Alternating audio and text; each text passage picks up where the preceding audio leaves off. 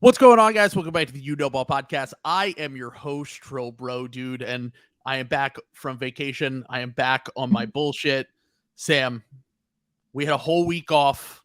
What did you do during this week? You had a whole week off. Oh, I'd like to thank all the entrepreneurial people who helped me, hack, Trill's StreamYard. I thank you to everybody for coming to the live streams where we watched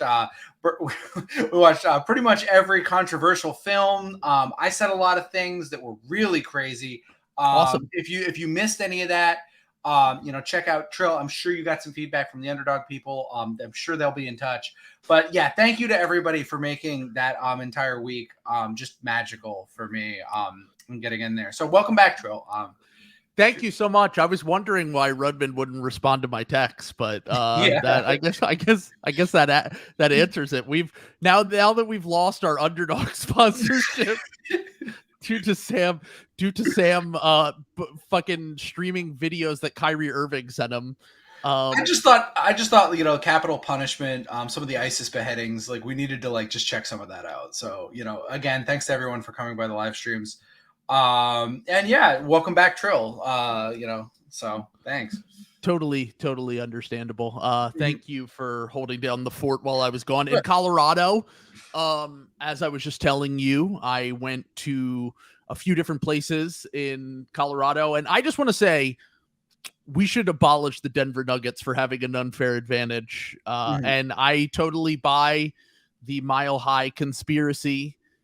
I walked around Colorado, and I look, I'm not the most in shape guy. You can tell just by looking at me, but you walk around in Colorado for an hour and you tell me that it's completely a fair and doesn't give them a massive competitive advantage when it comes to being out of breath, because I would walk down the street when we were in the mountains of Colorado and be down the breath. I can't imagine what it's like playing 40 minutes of a basketball game in there. Even Jimmy Butler couldn't do it. So I'm just saying, abolish the Denver Nuggets, unfair advantages. Colorado is beautiful. I had a great time. I loved everywhere we visited. It was awesome, but we also should abolish the Denver Nuggets and strip their title. Yeah. So I'm just gonna come out with it. This is a smokescreen by Trill. He was meeting with the Kroenke Sports Group to be bought off as a pro Jokic. All of you who said that Trill is too pro Jokic and is on their books, you were correct. You correctly sniffed this out. Trill was going to get the money. I was offered some of the money, but I am ethical, so I will not be partaking of it. By the way, shout out to the fan, Colin in Fishtown. Colin in Fishtown, I hear you've reached out to another fan of the podcast, Sam Sheehan. So yeah, it is very interesting that me, Sam, the host of this podcast, and Sam Sheehan sound very similar. So yeah, I've heard it's wild. Yeah, you get that all the time. Yeah, very good of him to reach out. I'm sure if you had known Sam Sheehan for 8 years, you would recognize his voice if you ever heard it. So don't worry, you're not one of the fucking stupidest people I've ever met in my life. Don't worry to him. Yeah, I heard. People always tell me that you sound and act exactly like Sam Sheehan, and I say, no, that's Sam NBA Baby Secret is the co-host. Yeah, exactly. The podcast. Yeah, exactly. Totally different guy. So yeah. Anyway, shout out to Colin. Reach out to Sam, and he's definitely not making fun of you online to thousands of people. So. Let's go. All right. Let's get into the Underdog ad because we've got an event. We have an event. We do have an event this upcoming Tuesday at 7 p.m. We will be on Playback, the You Know Ball Playback. Possibly for the last time after Sam gets us canceled for saying something during our fantasy football draft. We will be doing a live Underdog fantasy football draft on Playback where me, you, and 8 guests / top Patreon subscribers draft fantasy football teams. We're only going to have 30 seconds to make our picks because that is it's either you have to do the long form, which is like an hour per pick, or 30 seconds per pick. So we're going to be picking on Underdog really fast. I'm into the NFL. I'm not quite on Bill Simmons level when it comes to the fantasy football stuff. but I've done some mild research, and we should have some fun. So check that out. That's going to be on Underdog. Use the promo code SLOP, SLOP, to get a $100 deposit match today. You still have another week to sign up. Before next Thursday, you could do a season-long fantasy draft on Underdog for fantasy football. You obviously can also do week by week on there as well, and then the NBA stuff as well. We've made our picks plenty of times on here. They've actually added a few new people. If you want to go on to the NBA season portion of the pick'em, you can go on there now, and you can pick for Clint Capella's rebounds, and we've already made some picks on some other guys on there. So sign up for Underdog if you have not already, and join us for this upcoming Tuesday's fantasy draft for the first ever Uniball fantasy football draft. No, I will be personally I'm going to be drafting whatever Colts running back is up there, because I know the Colts love to run, and whatever their RB1 is, he's guaranteed to get a big season. So I'm really going after, just whoever is the number one Colts running back, and I'm never going to look back.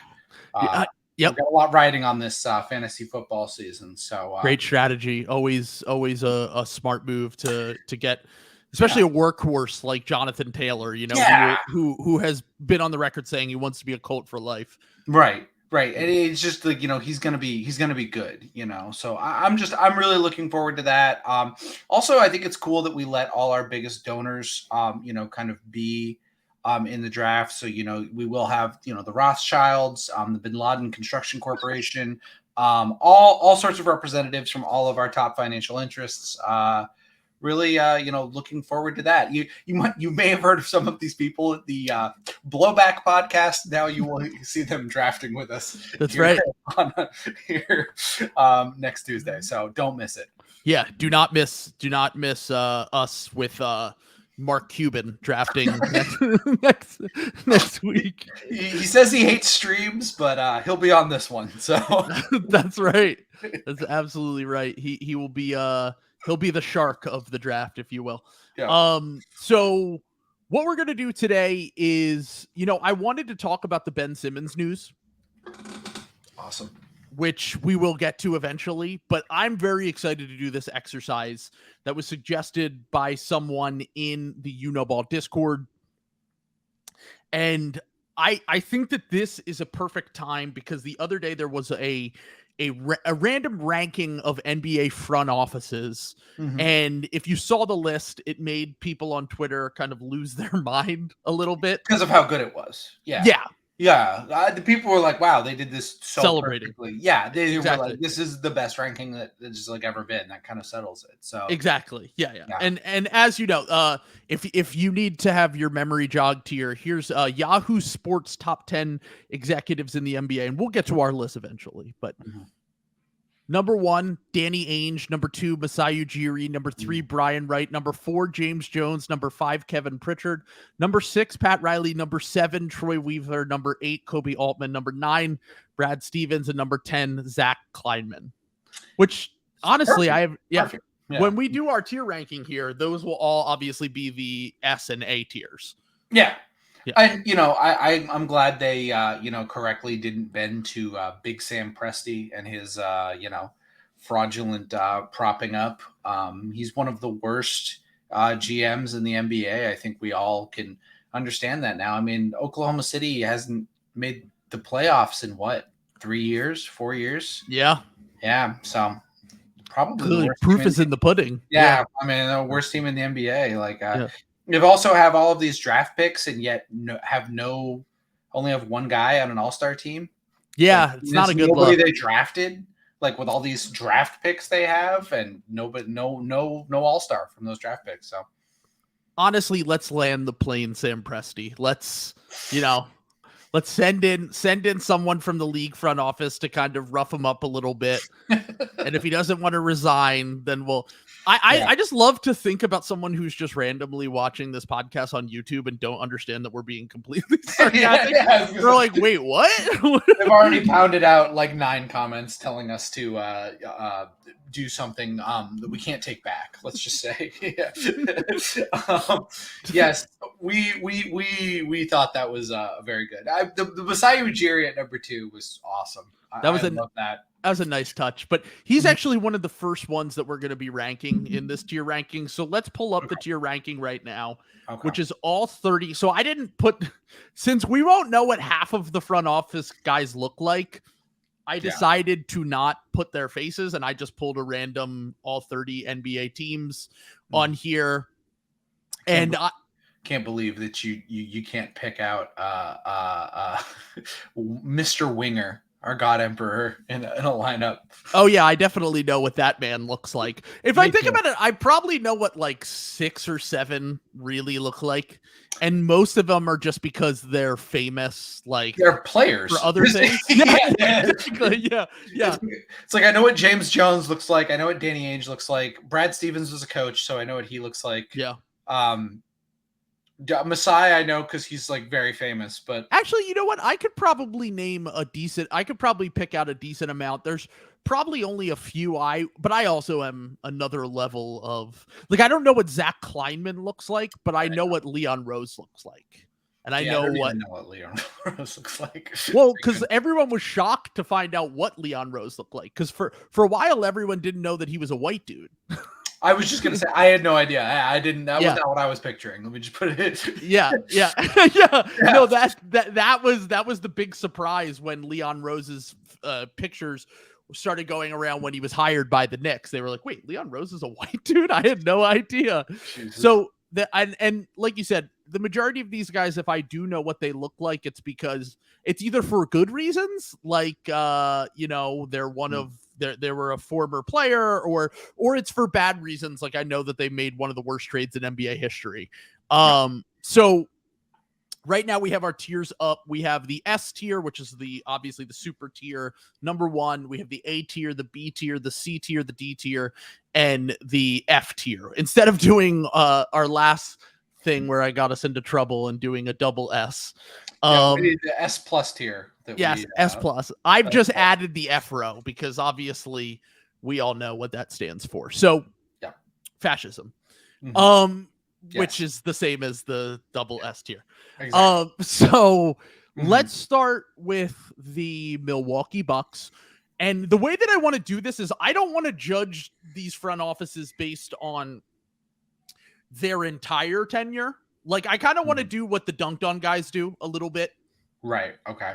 Where it is taking everything into account, but it's also weighting recent performance. Okay. So like, yes, you shouldn't be in the F row if you've been a good GM for most of your career. But if you've made some really bad moves over the last few years, or you haven't really made any notable moves over the last few years, then I think that you should be docked more for that. Just because, it's just like what have you done for me lately? So I think that's the way we should approach this. Now, keep in mind, John Horst is the GM of the Milwaukee Bucks. I have no idea what John Horst looks like. Apologies to John Horst. But he has been the GM of the Bucks for not as long as you would think. I believe he became the GM in 2017. So that was basically right at the same time that Giannis made his leap into superstardom, which, at least partially can probably be a little bit attributed to some of the moves that they've made, hiring Coach Mike Budenholzer, and most recently firing him. Horst has won NBA Executive of the Year in 2019. They also obviously won a championship in 2021. And the big notable move that he has made as Bucks GM is signing the two notable moves are signing Brook Lopez and trading for Drew Holiday. Yeah. So on this scale, where would you put John Horst and the Bucks front office? I would put them at a C, just because, I mean, the Drew Holiday, a lot of their moves are necessary. I think the Brook Lopez was an unequivocal good. Yes. And, but a lot of the things that have made them good, like Chris Middleton and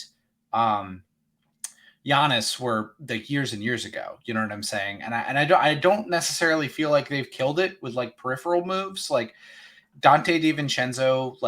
They drafted him, but could not get that to work. They have the Grayson Allen thing. I think is a little more defensible than some of it.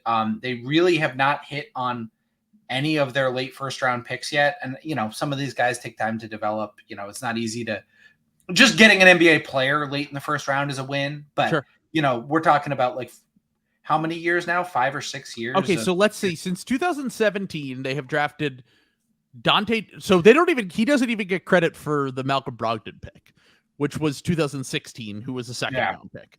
So since 2017, they have drafted Dante DiVincenzo and MarJon Beauchamp are essentially the only two that I can think of that are still I don't even know if Beauchamp's going to be a rotation player. I assume he will be.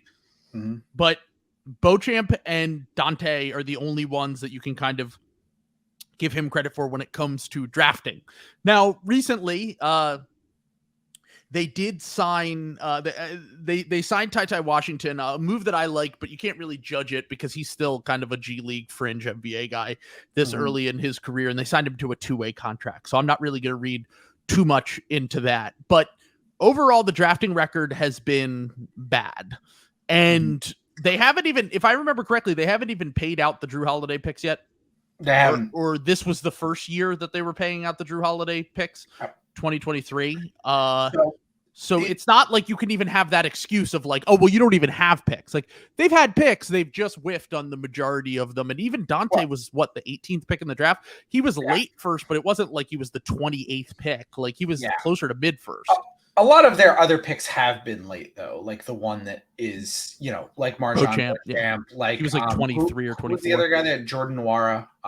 Jordan Nwora was the second round pick too, if I remember correctly. Was he? Yeah. Oh, okay. They haven't, to be fair, they haven't had a lot of picks, but their picks are almost always misses in terms of, let's pull up their draft record right now. Okay. And I think, here's the other things though. Got Bobby Portis. I forget exactly what that trade was. But they just signed him as a free agent, and that was a win. Great. That's a huge win. So that's great. Just adding Bobby Portis, that's a very good move. And getting Brook Lopez again, kind of a coup, to be honest. That essentially got them a title, and that's the other case I would make, because with what we're saying right now, it'd be like, well, then John Horst is D. But the thing is, they won the title, and I think that winning the title, also taking your team from very good to winning the title, is the hardest thing to do in the NBA. It's so easy to go from being a bad team to a 48 win team. It's people give a lot of guys credit for doing that. I feel like any guy who has any remote game sense could do that. I think the real king making in the NBA is taking a 48 win team and turning them into a true blue championship contender. And he's done that on his watch, he had to pay a pretty steep price for Drew Holiday, but that was a gamble and they won the title, they got Giannis to resign, and they've been one of the 2 or 3. Well, for now they got Giannis to resign. I don't know if you heard the article, but Giannis might leave. Probably not though. They got him to resign the first time though. Yes, which is really yes. And that was 2 years, 3 years after he was hired, and he clearly trusted the front office. Obviously it helps when you're getting generational wealth in addition to that, but certainly could have forced a trade or got to free agency if he wanted to. Miami was lining up their ducks for him before. Yeah, and, the Bam. We were just talking about that. How they only paid Bam Adebayo in that free agency because they knew, because they shared an agent a year before, they paid Bam and just extended him instead of doing what the Sixers are doing with Tyrese Maxey right now and not extending him, which could turn out to be a stupid move in a few years. But I do just want to point out a few other things. Basically got George Hill for free from the Cavs. I don't know if you remember that. Now, look, he's had some stupid signings too, but they're minimal stupid signings. DJ Augustine was a bad signing, but he got George Hill. Hurt them that bad, no. Though. What was DJ honestly? A lot of these were minimal guys. They flipped him, and they ended up trading him for PJ Tucker, and only had to give up a pick swap, I believe, in order to do that. They traded 15 spots or something in the draft in order to do that. And PJ Tucker was an important part of their championship team as well. So got George Hill for basically nothing. got Eric Bledsoe. You know what's funny? I just looked at the Eric Bledsoe trade. Mm-hmm. I just think that I didn't know what they gave up. I totally forgot. They gave up Greg Monroe, a second round pick, and a late first that actually ended up becoming Desmond Bane. Oh, that's funny. That was the pick that became, which in most drafts, the 30th pick of the draft is nothing. Yeah.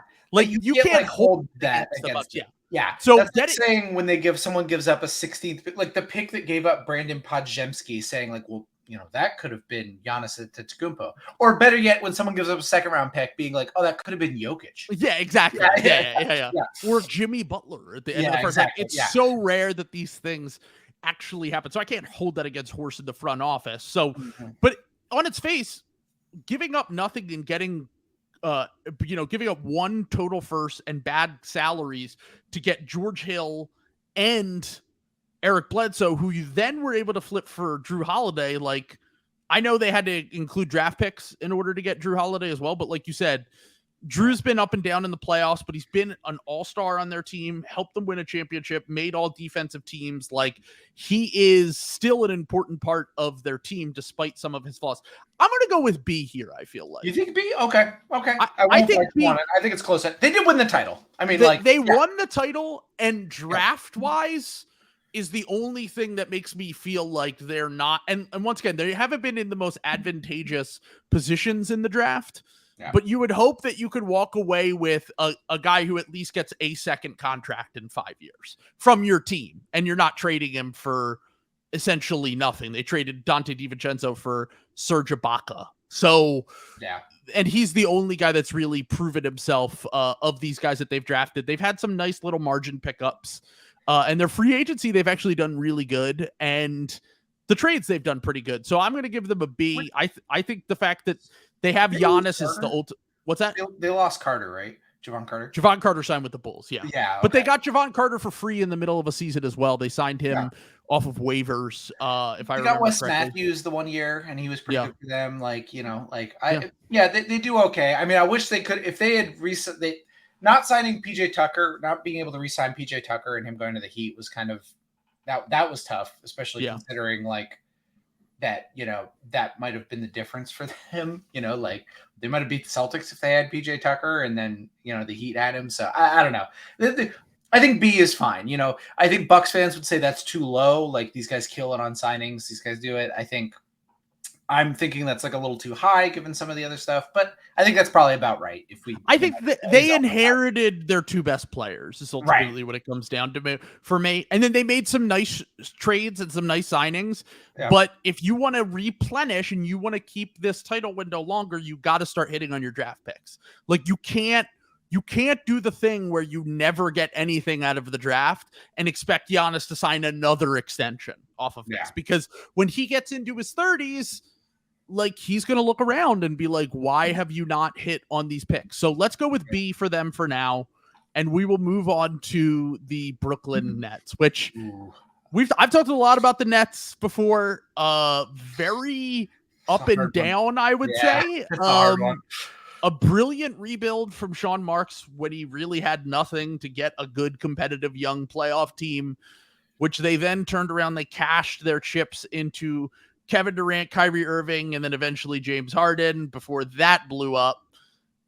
They still, if you're comparing it on its face, what they started with was very little. To get where they did was impressive, even though it went to shit. And I think anyone in their position would have done the same thing. It's easy for these boomer podcasters to be like, I would have tried to build a culture and I would have kept whatever. Yeah, and it's like, okay, you have two of the best players in the world want to sign with you. And you get them for nothing. You're going to do it.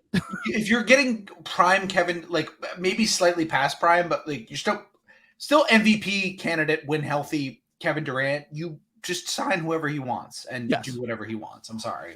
That's how that works.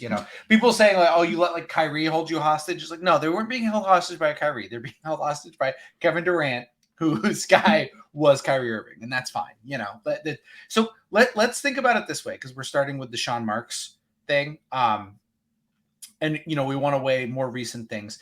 Let's think about that rebuild and like what went out, like what got sacrificed to build that core, and then what the replenished stock looks like. Because I think people will be surprised. They really didn't lose much, like net. You know what I'm saying? Like in that like thing. Like Jared Allen goes out. They send all the picks obviously for Harden, but a lot of the value coming back was Kevin Durant and Kyrie Irving, which it was essentially free.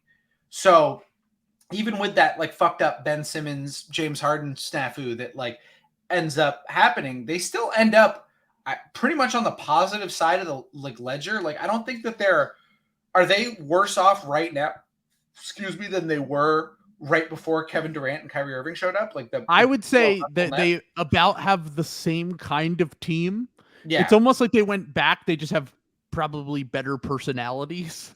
Like Mikal Bridges and Cam Johnson and whoever.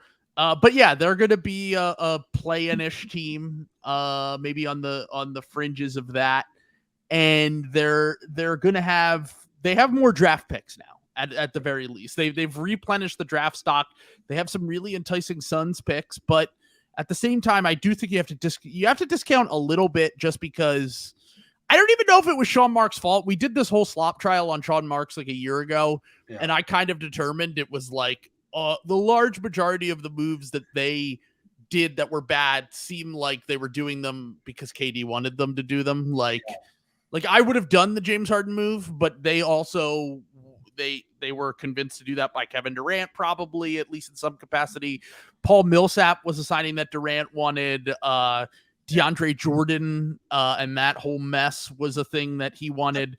And then some of the fringe moves they made, like Bruce Brown, was really good. And a lot of the moves before, like, I have to give them credit for getting to a level of competency, and I have to give them credit for being able to even survive the mess that was what happened with the Nets. Yeah. And like still having a shot that year the Bucks did win the title and beat them, despite the fact that they lost so many guys. I was just gonna say, like they had some of the worst luck you can like have. Yeah. Like given like what happened. I mean, like it is, you do get like a little bit of a horseshoe in your asshole, but from being like the New York team that like lets you just get Kevin Durant and Kyrie Irving just come sign with you. Like this would never happen if you were the Oklahoma City Thunder, for example, that Kevin Durant left. Right. Or the Kings, you know what I'm saying? The Hornets, like, know, so it's not like they're, I know the Nets have had like traditionally very bad luck, but I don't think like going forward, I don't think that's going to like continue. I mean, they are in Brooklyn, they are in New York as like an NBA team. Like, I think, it's not New Jersey anymore. So I think, I think it will like improve. Let me just throw one out there. Thinking through this and thinking about what an insane set of circumstances they had, I might even give them A. I mean, they got Nick Claxton, like they're very good at drafting. Yeah, like they got Mikal Bridges and Cam Johnson. Let's put aside the Mikal Bridges and Cam Johnson thing, okay? Because that was for Kevin Durant. We understand. Yeah. They got Nick Claxton in the second round. They got Jared Allen with like the 20th pick in the draft. They got Karis LeVert. They also found a bunch of guys off the scrap heap that were kind of, maybe kind of their careers were going in the wrong direction. And Spencer Dinwiddie and Joe Harris. Yeah. They really are. They're good at the transaction thing. They're good at drafting. Mm-hmm. They're pretty good at trades. Although the Ben Simmons one for Harden, I mean, I guess their back was against the wall, but that's really the only mark against them. Yeah. The only mark against Sean Marks. Folks. But I don't know. It's hard for me to give a team that has only won one playoff series that much credit, despite the fact that I think that they've made a lot of good moves and maybe had some bad luck. Like, they've won one playoff series. They've been to the playoffs 3 times. I know, but like, do we really think that like that Nets team was like bad? Like, do we think that the 2020, what was no, they were good. 19 Nets were 2021, 2021 Nets were like that was a poorly constructed team by Sean Marks. Like, I don't think the Harden trade. I think that it was like I think it was the right move. Yeah, that's what I'm saying. I still think that was the right move, even though it like didn't work out. Like you can't see the Kyrie vaccination thing and all the. I don't know. Like boomers will say, like, you know, this is what happens when you like hand your team over to the players. That was like such an insane set of circumstances that had like 4 things go wrong on top of the injuries. Like even like before the injuries, like they only had their team for one playoff series and they destroyed the Celtics, who ever since then have been perennial. Now the Celtics had injuries of their own, but ever since then the Celtics have been in the conference finals every year besides that.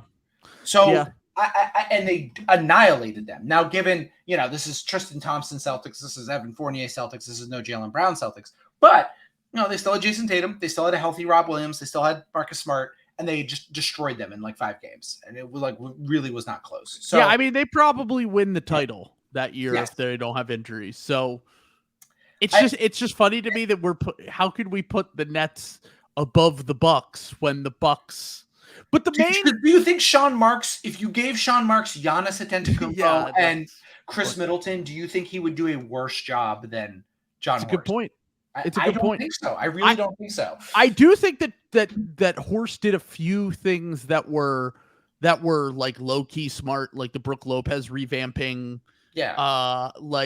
Speaking of bad marks, but that's like his only other bad move was, but he even got good value for D'Angelo Russell. Like, you know, D'Angelo Russell was the Kevin Durant filler. So I guess I can't really, because I was going to say the Brook Lopez for D'Angelo Russell was. Well, they could have just signed Kevin Durant regardless, but I think the idea, but I still defend the D'Lo trade a little bit, just because I think that the Nets were doing this upside thing where they were just trying to build up guys' value. Yeah. And they did that with D'Lo. Despite D'Lo got a max contract after that, and no one would have ever expected that after his first year with the Lakers. So, so I do think that I understand that move a little bit. This has been the hardest front office job in the NBA, and the fact that Sean Marks didn't get fired, I think, tells you a lot of about him. Like, I don't know. I think Sean Marks is a good GM. I think they were smart to not fire him and to like let him see this through. And I think the Nets are going to be back to being like, I don't think that playoff stat you rattled off, I think 3 years from now, they'll have like 2 more playoff wins. Like, so I think that they could make a big splash for like the guy that everyone was talking about for them was Damian Lillard, but obviously they're not interested in him. I think it's going to be Donovan Mitchell next year. Yeah. And I think then you're might be cooking with some gas if you can get Donovan Mitchell and Mikal Bridges and kind of start cooking from there. But I can't really give them credit in advance, even though I like a lot of the picks that they have. Let's just settle on B for now. Okay. Do you think that's fair? I feel pretty strongly about A, but we can reevaluate. Yeah. All right, we'll reevaluate. Yeah. All right. The New York Knicks are up next. This is a really tough one to evaluate. It's a really interesting one. Yeah. Because there are very few front offices. Leon Rose was hired in 2019, right? I think so. Yeah. Let me see. I'll fact check while you're talking. It was either 2019 or 2020. And I need to figure this out because 2020. So it was during COVID. It was just before COVID. Leon Rose. Holy shit! That's what he looks like. Sorry, I told you. He looks like D'Onofrio Kingpin from fucking Daredevil. Like, my Jessica, my Vanessa. Why is he that big? I was gonna say I thought that he looks like a guest that Bill would have on his podcast. Yeah, he really does. He really does look like Dark Side Russillo. Yeah. Oh my God. I didn't realize he's from Cherry Hill, New Jersey. He's a Philadelphia guy. He went to Temple. There we go. Let's go. All right, Leon Rose. Yeah, that's A tier right there. Boom. Let's go. Yeah, until you steal Joel Embiid. So, all right. So the Knicks are an interesting one. 2020 was when Rose was hired. So he doesn't technically get credit for the Julius Randle signing because Julius Randle signed with them in 2019. Okay. So Julius Randle was 2019. Since 2020, he extended Julius Randle though. He did extend Julius Randle, yeah. Which Who did make All NBA. I was gonna say the most confusing player in the NBA, Julius Randle. That's a great shorthand for the Leon Rose era. Didn't sign Julius Randle but extended him, and it's like, what does that mean? Yeah, is that bad? Is that good? Yeah, we have no idea. Yeah.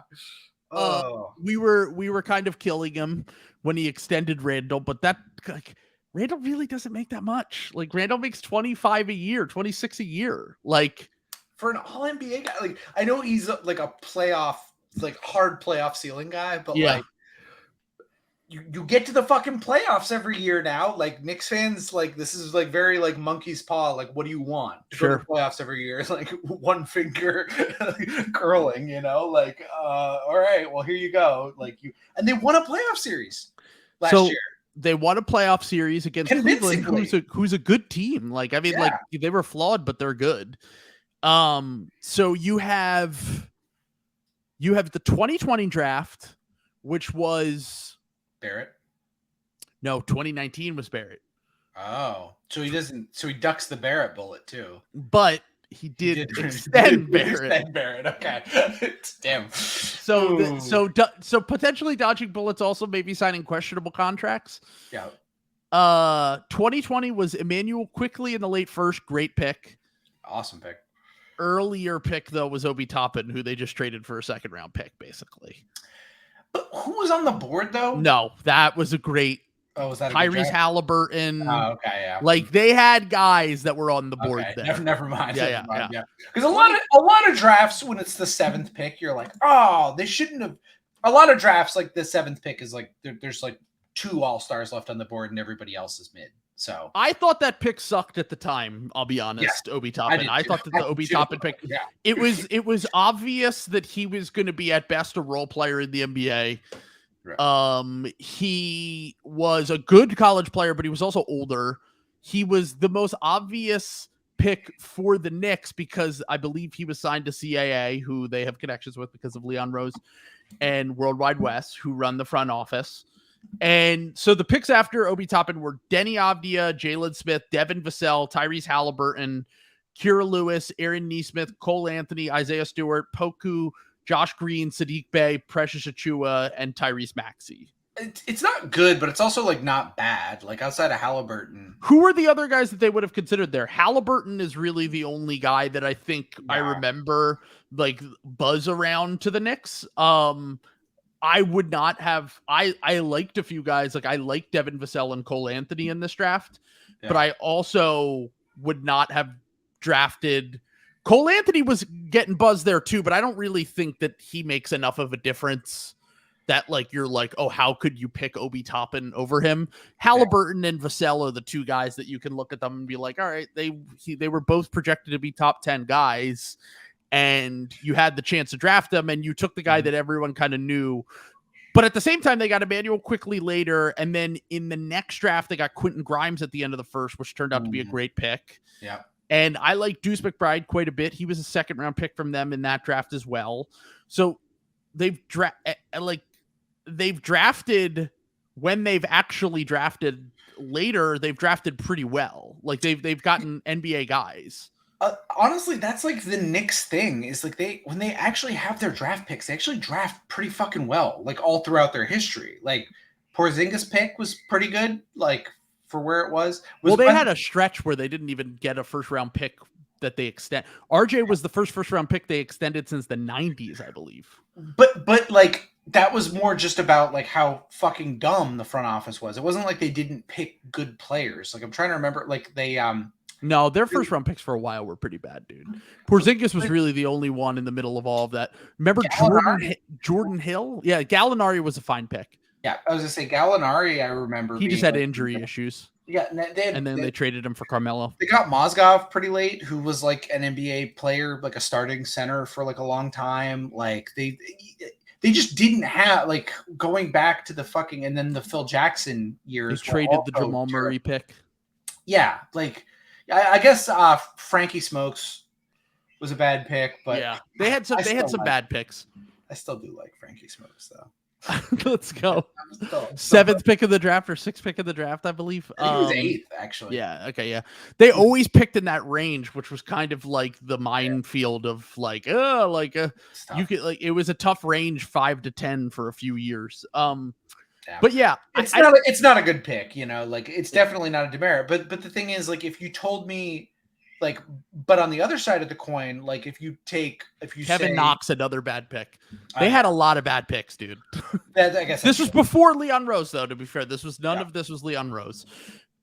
Yeah. Here's what I would say. I would say that if you told me that you got a 6th man of the year candidate in Emmanuel Quickly and out of the 7th spot, and like, you had a guy that you flipped for a 2nd round pick in Obi Toppin, and that's what you came away with in that draft, that's pretty good, return.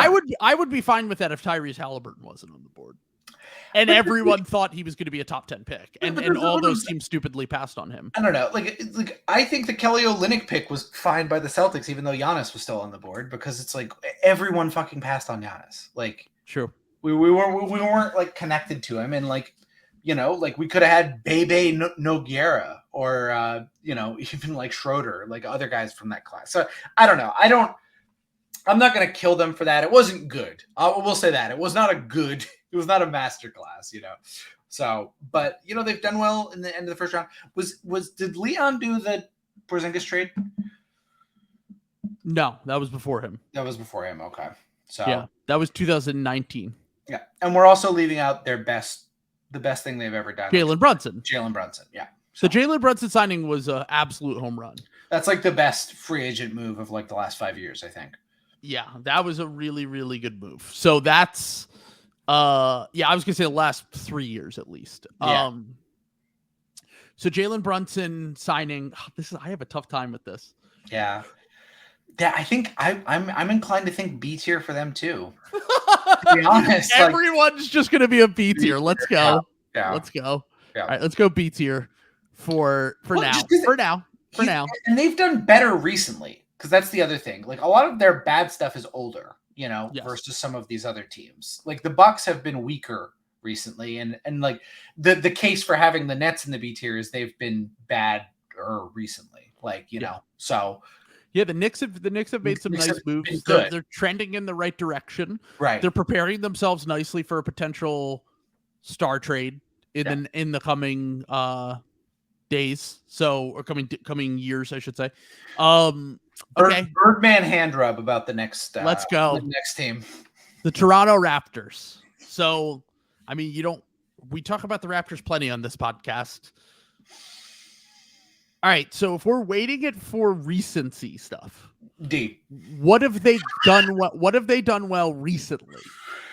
Getting Scotty Barnes at 4, even with him coming back down. That's a good pick. Is a good pick. That's a really good pick. And everyone, including me, clowned them at the time. Yeah. And still a good pick. Still a great pick. Scotty at 4 is very good. What did they end up? Gary Trent, who they traded, what? Norm Powell for Gary Trent was a good trade. Yeah, that was good. That was like 4 years ago now, 3 years ago now, but that's that was 2 years ago. Oh, 2 years ago. So yeah, that's like, that's pretty recent. 2 or 3 years ago. Yeah, it was like 2020, I believe. Yeah. And a lot of and then, Masai does have a pretty unimpeachable record. If you go back like further than 3 years ago, there's a lot of really good stuff to like pick through. Like Pascal Siakam, excellent 2nd round pick. He was late first. Sorry. Fred VanVleet undrafted, OG mid to late first. Yeah. The one of the ballsiest trades of all time that actually got a title, Kawhi Leonard. I give Masai a ton of fucking credit for that. That's like still one of like the most impressive GM moves. And like, as much as I hate Masai for destroying like slop season every year, like that is like one of the most like impressive. I think that's like such an impressive accomplishment to like have the balls to make that call and to like win a title. Like the fact that it went as bad as it kind of could have gone. I mean, I guess he was healthy was like the only other thing that could have gone worse with that, but like he left and nobody really blames him, like, it's not like the Raptors fell to relevance. They were the 2 seed the next year, I think. And beyond that, they also traded for Serge Ibaka. They traded Terrence Ross for Serge Ibaka, which was a great trade. Mhm. They traded Jonas Valanciunas, who was actually pretty good for them, and they traded him for Marc Gasol, which turned out to be another kind of final piece move. Yeah. Up until about 2019, 2020, like you said, pretty amazing moves all around. Since then, they've made about one or two good moves. Yeah, I was gonna say they would be like clearly S tier, like just great drafting, great trades, like building a contender on the fly, cutting ties with guys at the right time, bringing in good guys. Like they were like the model of a good front office, like for like pretty much from like I'd say like 17 to 2019 was like their heyday. And now they have Malachi Flynn was their 2020 pick. Delano Banton of Boston Celtics fame. Yeah, second round pick in 2021. 2022. Did they even? No, they haven't had their first round pick the last two drafts because they traded it for Thad Young and for Jakob Poeltl. I thought they got second round pick. Koloko was a second round pick too, huh? In 2020. They did get Precious Achiuwa, I think, was a first round pick, and like They traded Kyle Lowry for him. Yeah. So like he's technically a first round pick, but there's just like not a lot of talent, young talent outside of Scotty Barnes, who is like their, big crown jewel for coming in. And then we've talked about this ad nauseum. I think the way they've done business with their forwards and their front court has been borderline criminal. I think it's really going to hurt them. Like, I think they played it too close to the vest. I mean, we'll see. Because I'm projecting, like maybe they do get the big haul that they've been holding out for an expiring OG Anunoby. I'm not going to hold my breath. I'm not going to hold Pascal Siakam too. I mean, he also is up for an extension, and they have not come to any sort of agreement. They just lost Fred VanVleet and Kyle Lowry within 3 seasons. Now, look, Lowry and VanVleet's contracts might just end up being things that they didn't want, but they got nothing for them except for Precious Achiuwa. So, what kind of trade value is Gary Trent going to have at the trade deadline? Like, he's also a guy. He's also a guy that they said that he opted in and they were going to extend, and they just didn't come to an extension agreement. Like Chris Haynes tweeted and was like, he's going to get a bag, and then he just never did. So I don't really know what to make of all, like, the Raptors' real crime over the past few years has been their complete inactivity. And when they do make a move, it always feels like an illogical overpay or let's trade a first round pick to get Jakob Poeltl and then give him a decent sized contract, but then also lose Fred VanVleet at the same time. So are we competing we rebuilding? Or like they're also like actively pissing off their older guys like Siakam and, I say old, but Anunoby is older, he's 25. Like 28. Oh no, he's 25. Younger than he's still 25. Yeah. He's still 25. But I'm telling you, the leap's coming, dude. Come on. But I guess the point is he's not coming back. Like, do we think OG Anunoby is going to be on the Raptors next year? I don't know. I couldn't tell you. I don't think so. I really don't think so. Like, no. I mean, I guess though, who has cap space? But I don't know. So I don't know. I mean, I'd have to see how it plays out. It seems to me like they have not picked a direction. I think it's going to fuck them pretty bad. I think they needed to rip the Band-Aid off last season and build around Scotty Barnes and trade Siakam and OG, and they didn't do it. And I think they could have got a real haul. They could have got like the Marcus Smart package for OG Anunoby, and probably got pretty good young players also like back. Like they probably could have got I don't know, Conchar or Ravia, or if like. Well, they could have gotten 3 first round picks, is what I think. Yeah, like they probably at a minimum could have gotten 3 first round picks from the Grizzlies, and then they would have been searching forever for OG Anunoby, as they've said. But like, I don't. He's just not a player that you can like wait. You can wait on for this long and still either expect to get massive trade value back. I think they're probably just going to end up having to overpay him to keep him because they've lost everyone else, and potentially could lose Siakam a year from now too. So I don't know. If we're going based on recency bias, you do have to consider the whole thing as like a scope like of everything. But if we're going based on the last 3 years, they've been like a D or an F. They've been an F the last 3 years. Yeah. I want to put them in D, even knowing that they were an S tier like 3 years ago, because they've been bad. They've been really bad for 3 years. All right, let's put them in D tier for now.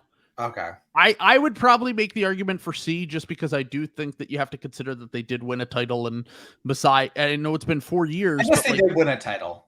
Yeah. Masai, let's put them in C tier. Let's put them in C tier because I will consider that. But a year from now, I could see them in D or F as they move.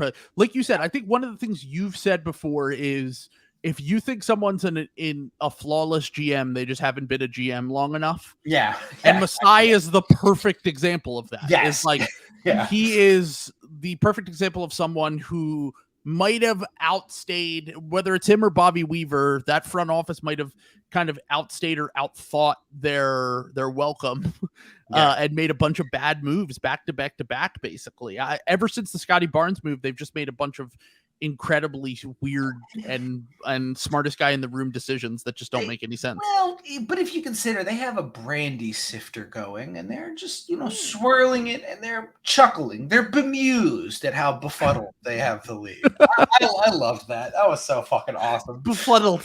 Yeah. They've really wrong-footed the whole league. I love that. I was like, ooh.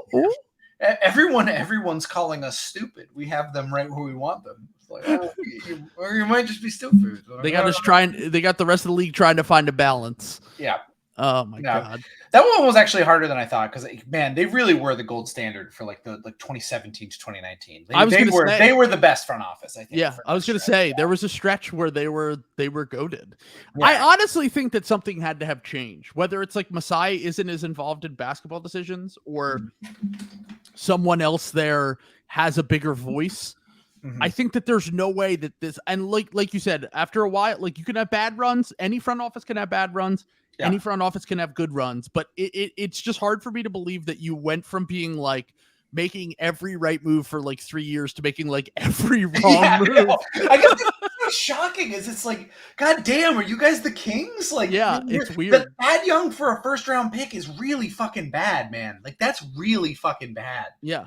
Like, he's like barely an NBA player when you made that trade. Yeah, like he was at the time a 7th man, and he's now like a 10th man. Yeah, like it's very strange. I think you're being a little. I think you're being a little kind. Like, I don't know. I thought that Young was pretty. I thought he was kind of a good stats, bad team guy. Like, I get that. Like, he was still a good guy on the Pacers, but like he wasn't on the Pacers. He was on the Spurs. Oh, that's right. The Spurs have. Back-to-back years, the Spurs got first-round picks from the Raptors at the deadline. Maybe this is them like making up for. I mean, I guess front offices do like to do business with you. This is them like paying some sort of like tax for like the Kawhi deal. I think they're still paying back their debt. Yeah, exactly. It's like, thank you for the championship. You've got to just do 2 moves down the road for us that we just say you're doing. So, yeah, exactly. All right. Shit. Oh fuck! Maybe that's it. Maybe that is just fucking is what happened. So Brian Wright, I believe, is the guy who's running the. Is he the one that's running the show with the Spurs? I think he is. I think so. Yeah, that sounds right. Yeah. He's just holding them fucking hostage. Like, you told us in 2018 when we made that trade.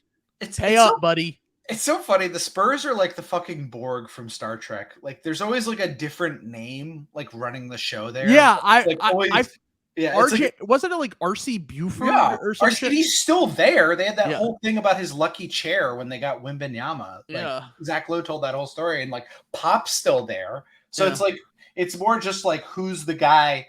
They have like a very shadow GM. Like, they have the Mike Zarin thing in Boston going like right now, like where there's a guy who's technically in charge, but he's like a little bit of a doofus. Right. Oh, sorry. I have to present I if you're listening, I apologize, but this is what RC Buford looks like. Hold on. This guy is running laps around the league right here. This dude was dominating in the world. He only has a top row of teeth, and he was running the NBA for like 2 decades. He's like he looks like, so it's funny. You see the younger picture of RC Buford, and he kind of looks like a older California dad. Yeah. And then he like morphed into like a Texas dad, like a Texas suburb dad. Like he's got the part and the bottomless glasses, the glasses that have the frames on the top but not on the bottom, and then the just the white teeth and a lot of forehead. Yeah. And a lot of gray. Like he looks he's turning into a King of the Hill character. He really does. Yeah, that's exactly what he looks like. He looks like a King of the Hill character, which is awesome. Shout out to RC Buford. Another guy who was running laps around the league. Masai, he's probably in the pantheon of like all-time great NBA GMs by just like straight up, by just not hating European guys, but just like not being being xenophobic. The way he got around that. Speaking of xenophobic freaks who are too old and have been in the league too long. Danny Ainge and the Utah. Let's go. Isn't it like not technically Danny Ainge either? This is another situation. It's Danny Ainge. Come on. He is the best. It's just like Maury. He's the president of basketball operations, but he runs the show. He runs the show. But I just want to say, you were just talking about him, RC Buford not being like xenophobic and drafting like Manu Ginobili, for example. Yeah. And it reminded me of like, I understand wanting to avoid drafting Europeans who live in Argentina, because of the association. I've been rewatching when I was in Colorado on vacation. During our downtime, we would just turn on the TV and The Office was on a lot. And there was an episode of The Office where I completely missed a joke that had happened years ago. I think this was season 4, and Dwight was talking about his German relatives who lived in Argentina. Oh yeah, I remember that. Yeah, I was like, "What the fuck?" Yeah. Like, I was like, "How is this joke? Like, how did I miss that joke years ago? Second off, that was on NBC. Like, well, it was before Twitter. Like, true. A lot of these jokes, like a lot of the like. You like learn a lot of this stuff because you have to like figure out ways to like call people Nazis without like knowing it. So you like Twitter, like you like learn all the like way, like, oh, I bet you have like German family in Argentina. Like, right. You don't learn the pop culture signifiers because I think I missed that too, which was very funny. Yeah, that was that blew my mind that I somehow missed this. But obviously back in the late 2000s, we wouldn't have even thought of that joke. Like that joke Twitter, I don't think was up yet. It was. I think season 4 was around the time that Twitter started to pop off. It was like 2009. Yeah. But yeah, it certainly wasn't nearly as culturally influential as it is now. No, people were still doing like Fave Star style of tweets. Like, exactly. Nobody was. It wasn't a platform for gang stalking and harassing people that it's turned into today. Yeah.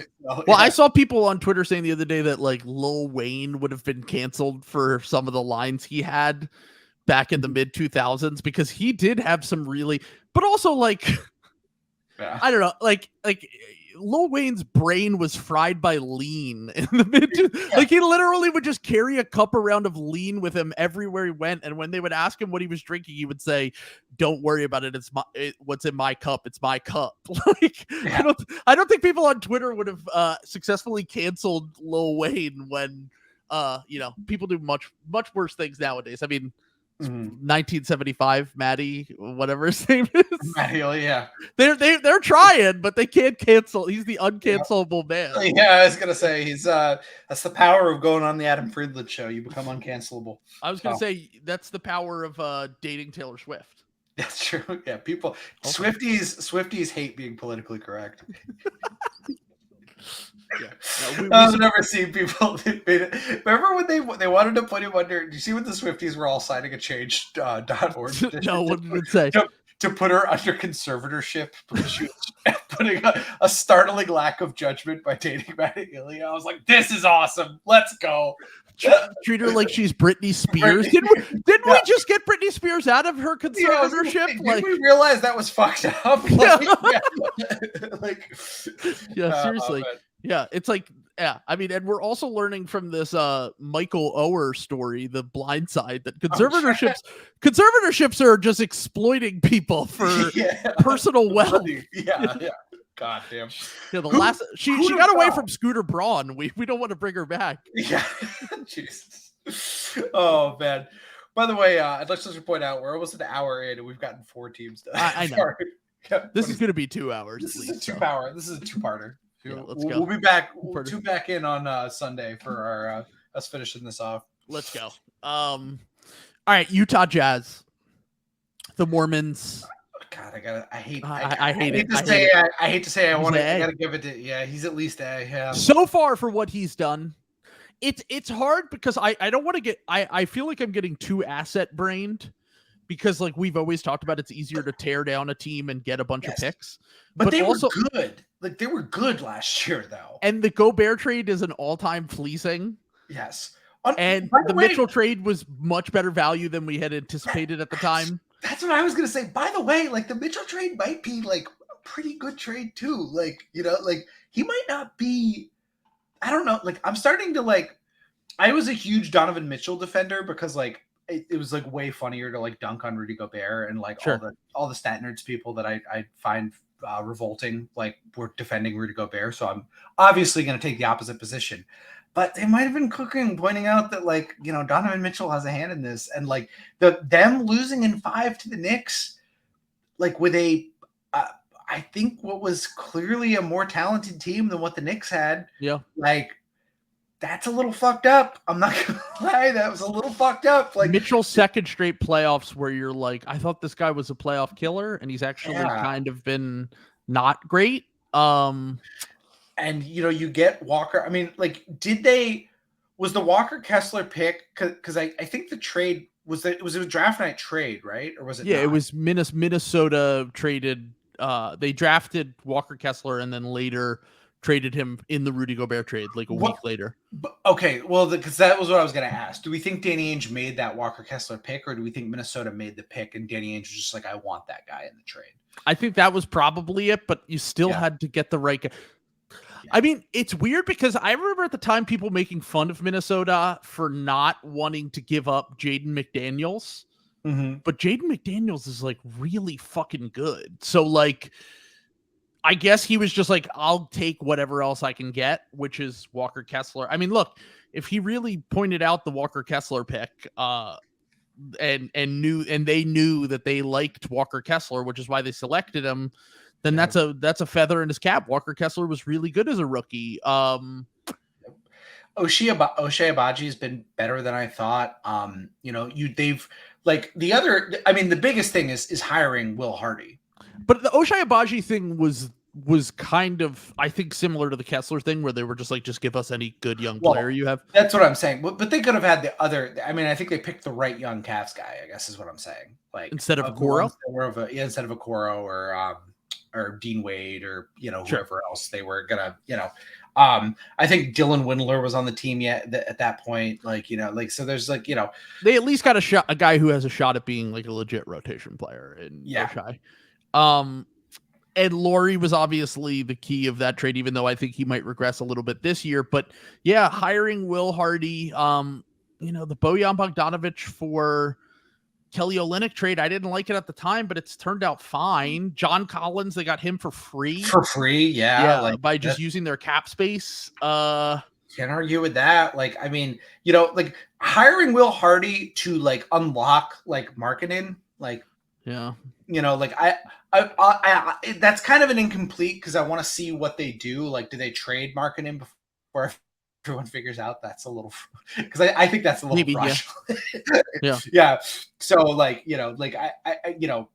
don't think Danny Ainge. I can tell you right now though, as a Celtics fan, I know the roster they have right now, half of the roster right now will not be on the team at the end of the year. Danny Ainge loves doing middle of season trades and roster churn and like doing the fucking paperclip trade thing where it's like trade a paperclip for an egg, trade an egg for a loaf of bread, trade a loaf of bread for something, and you're trading your paperclip for a Ferrari eventually. He does that shit all the time. So like I think A is probably right. I don't want to get like he too far ahead of stockpiled the picks. Also, like, it seems like they draft really well. If they at least had some input on the Walker Kessler thing, they got John Collins for free. Keontae George seems like a home run. Yeah. Bryce Sensabaugh, I like taking a flyer on him at the end of the first. Like, I think that they kind of are making all of the right moves so far. Like, yeah, we only have like a year of sample size, right? Like, we have a little over a year. Yeah, yeah, but it's like barely. Yeah. And they've been really good. I mean, the Will Hardy, man. Yeah. Talking about a sliding doors moment, man. Like, fucking stuck with Joe fucking Mazzulla. Like, yeah, that hurts. That one really hurts, I gotta say. Still, as D Bronx is putting on the comments, the Utah Lakers trade also aged pretty well. A juicy first potentially for two guys who couldn't hang in the playoffs, who in Beasley and Vanderbilt. And at the time, we were like, why are they doing this? And also, D'Lo was involved in that trade. They didn't want D'Lo. They flipped him to the Lakers, and D'Lo is not that good. Like, I mean, like all things considered, this was a trade I didn't like at the time. They took on the Russell Westbrook contract, but they got a first and like a potentially decent first years from now. Yeah, I mean, I think the only thing you could really construe as like negative is I guess they didn't. No, well, they kind of did have to the Colin Sexton extension, like sign and trade, but like it's not. I mean, that trade, you ultimately ended up getting picks in that trade, and I think we needed that to make the money work, if I remember correctly. So yeah, you know, like they did basically. Yeah. I mean, So you know, and it's not the end of the world. What does he make? Like 20 million or something like that? Or he makes like 15 million, I think. I don't even think. I guess that's fine. Yeah. Yeah. It's different world. So yeah, I think for now. You know, again, we only have a year of sample size. They could totally fuck it up, you know, next year. But Danny Ainge also probably gets a little bit of a legacy bump. A legacy bump. You know, like things people were say that Danny Ainge was doing a bad job at the end of the coping Celtics fans who are going insane for Brad Stevens, but he was really good for a long time, and yeah. All right, so we'll put them in the A tier. The Houston Rockets were only on team 5 or 6, 6 right now. The Houston Rockets, I mean, okay, so let me put it like this. I agree with you. Mm-hmm. I think that in 2 years from now, they have the most upward mobility of a front office we think sucks right now. That if any of the random collection of young guys really pops off, they could be like, remember when we looked at the Cavs just before the Mobley pick and Garland hadn't made his leap yet? Yeah. And like, there was so many things that it felt like were going wrong for them. And yeah, they made maybe 1 or 2 moves, but we were like, are they going to get fired? And then Garland makes a leap. Mobley's great as a rookie. Jared Allen's really good. And all of a sudden they steal Jared Allen for no reason. Yeah. And all of a sudden you go, wow, they've been doing a decent job. So I could see the Rockets being like that if any of these young guys take leaps. And like drafting wise, I actually think they do really well at the end of the mid-first, getting Şengün and Tari Eason and guys like that. Cam Whitmore this past year, but it really only matters if one of those guys turns out to be like a star. They also just and I don't know if they are. They're also one of the only cap space player teams, and they just gave Fred VanVleet and Dylan Brooks $60 million. $60 million combined for those two. And if you're the Kings, I don't penalize you as hard. You're one of the teams that can sign people. What are you doing? What are you doing? You're the taxless team. Like Houston is like a very fun city. James Harden still fucking wants to go back there. Yeah. They signed Dwight Howard in free agency the 1 year. They got Chris Paul via basically sign and trade. It was an opt-in and trade. Like it's not like players hate Houston. Like players like Houston. Players like Houston. There's like 4 to 5 of those teams that are like real fucking players, and you fucked it. Like just because you have this fucking timeline, I don't know. I think that on its face is like pretty bad. And still even Şengün and like even Tari, a lot of these young guys are pretty hypothetical still. Yeah, I mean they've been good though, like for They've been their good. age. Yeah, like they're on the right trajectory, but it's still not like yeah. I'm not going to be shut if you tell me none of these guys They have like no sure they're things. You're right. all Yes. right. Yes. Like I just it's a long time to be bad with nothing, and the fact is that you still and you owe picks too, and like I mean I guess that wasn't their fault, but like yeah, they inherited that from Morey. Yeah, because this was 2020 to now is basically what we're judging them on.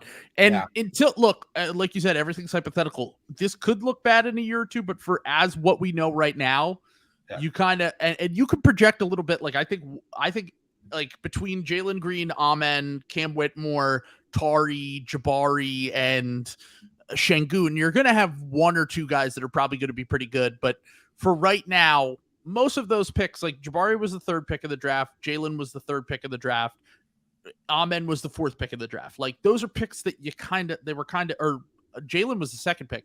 They were kind of shoe-in type picks. Like they were kind of just like I can't really give a front office a ton of credit for just taking the guy who was there. So like the later picks is what impresses me more with this front office, just because, like I said, like getting Şengün, who could potentially be an all-star, and like Tari, who could be a really good role player in the middle of the first, is incredible value. Potentially Cam Whitmore too, but like for now, I think we got to keep it in the in the D tier. Like I would say, not complete F, but a D. The only like quote unquote like good move like maybe might be like hiring Ime Udoka, who's like a good coach, but he also like might be a bad guy. Yeah. So like even that has like a little bit of up and down there. So yeah, I think D is the right place for this Rockets team, and I think honestly, I think it could end up in F tier.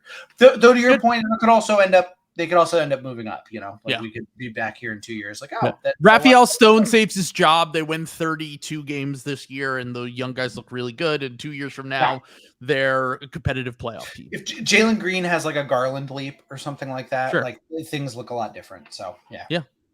Rookie, I have to constantly remind myself, scoring rookie guards and wings are almost always bad to start their career. Yeah. Anthony Edwards is pretty much an exception. There are a few guys that are like exceptions to these rules, obviously, but Tatum's like a power forward. Like I'm talking more like the 2-3 wings, like the Zach LaVines, you know what I mean? Like even like Jaylen Brown wasn't. Yeah, Jaylen Brown was not good. Yeah. So, okay, the New Orleans Pelicans, another tough one. Another really tough one. Yeah. I'm not giving him credit for the Zion pick. You got the number 1 pick in the draft. Congratulations. That's a gimme. The AD trade they got really good value out of. Brandon Ingram's good. Considering their leverage, amazing value. Like amazing value. Like you got Brandon Ingram, who I'm pretty sure is an all-star. If he's not, he like probably should have been at least one of these years. He made the all-star team 1 year, and he won most improved player.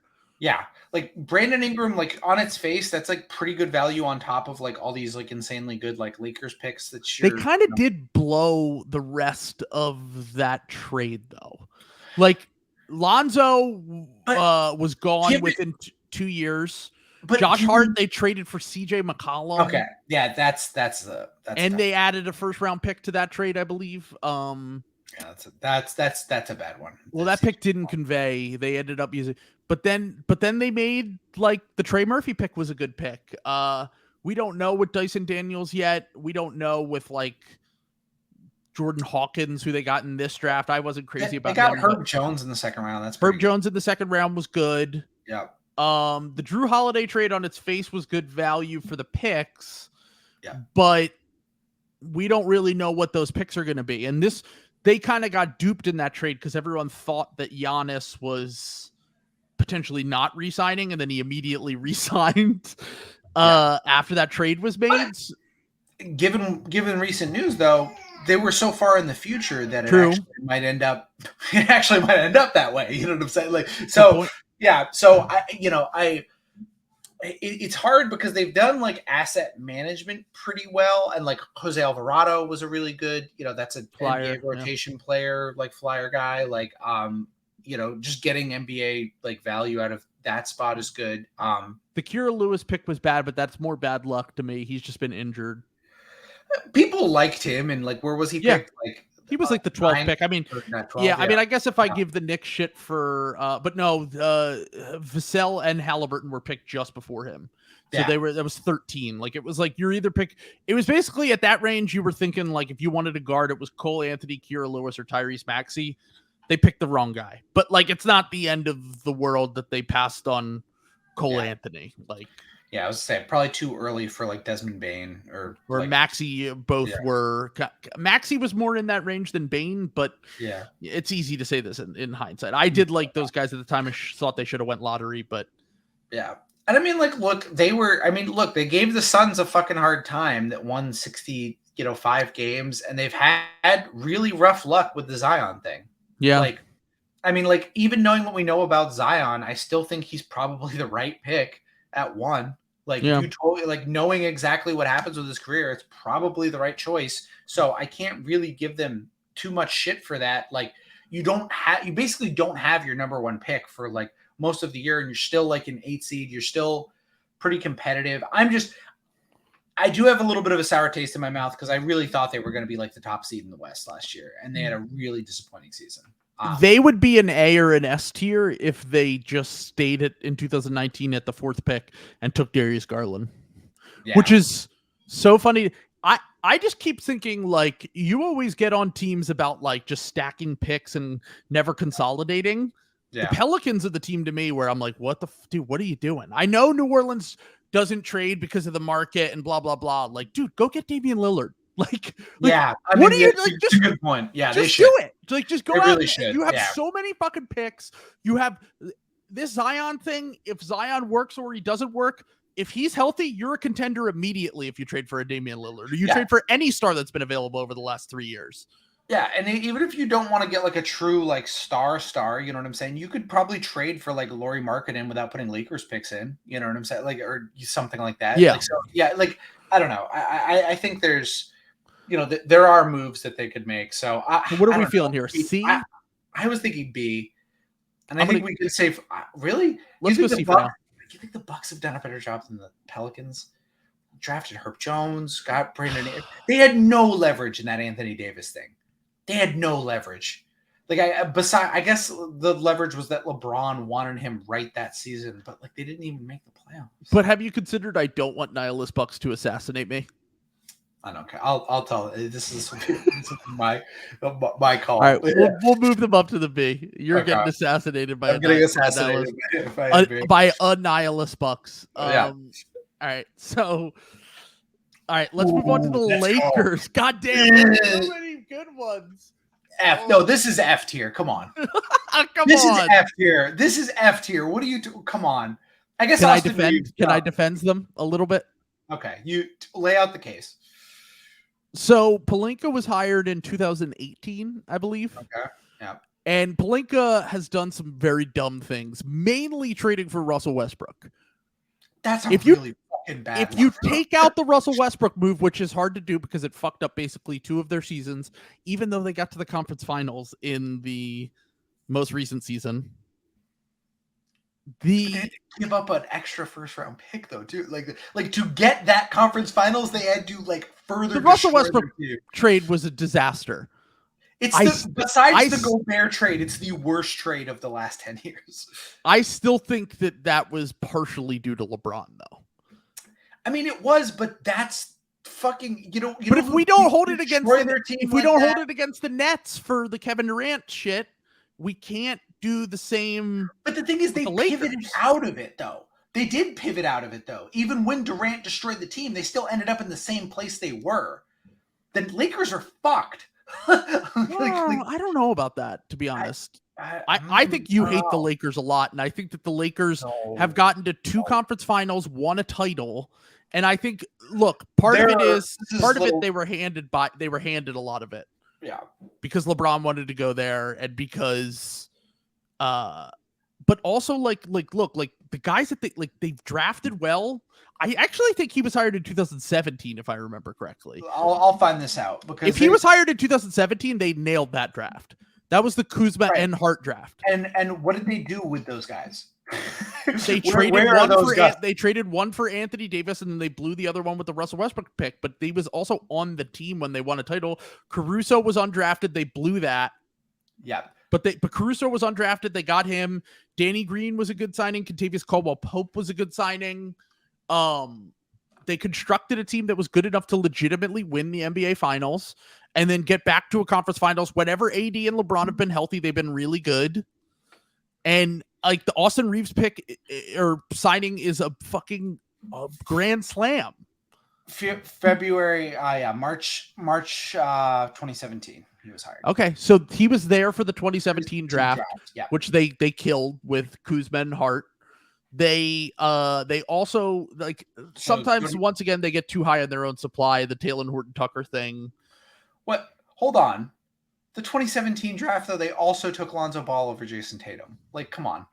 They did, and they telegraphed that, allowing Danny Ainge to trade back. Yeah.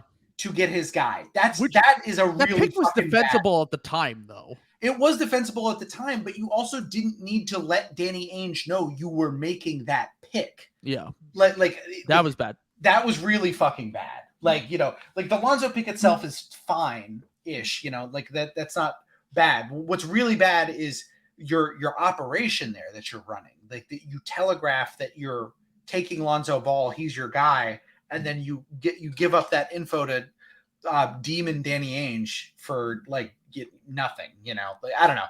And like they've killed it on the first round picks. When was what's his name drafted? Larry Nance Jr. Was that 2016? That was before. Yeah, that was before this okay. Clarkson and Nance were just before. Okay. And then they traded Clarkson and Nance for basically expiring salary to sign LeBron, which is funny because they traded him to the Cavs. Yeah. But yeah, I don't know. I kind of think that so Kuzma, so he drafted Kuzma, Josh Hart, signed Alex Caruso as undrafted, signed Austin Reeves as undrafted. That's the really good one because they also, instead of fucking that up, they also got to keep Austin Reeves. I don't know how you feel about him on a good contract too. Because there's two ways of evaluating this. You know, there is, you know, all of these things. Yeah, it signed Danny Green, signed, you know, KCP. KCP. Luckily got out of giving Dennis Schroeder $48 million. Yeah, that was pretty bad. Yeah, but you know, never happened, so that doesn't count. Here's the other thing though, is do you think there is any NBA GM who would have failed more than Rob Pelinka if they switched time? That's the thing, is that they should have been solidly championship contenders for 4 straight years. Yeah. But all of that comes down to Anthony Davis's health, really.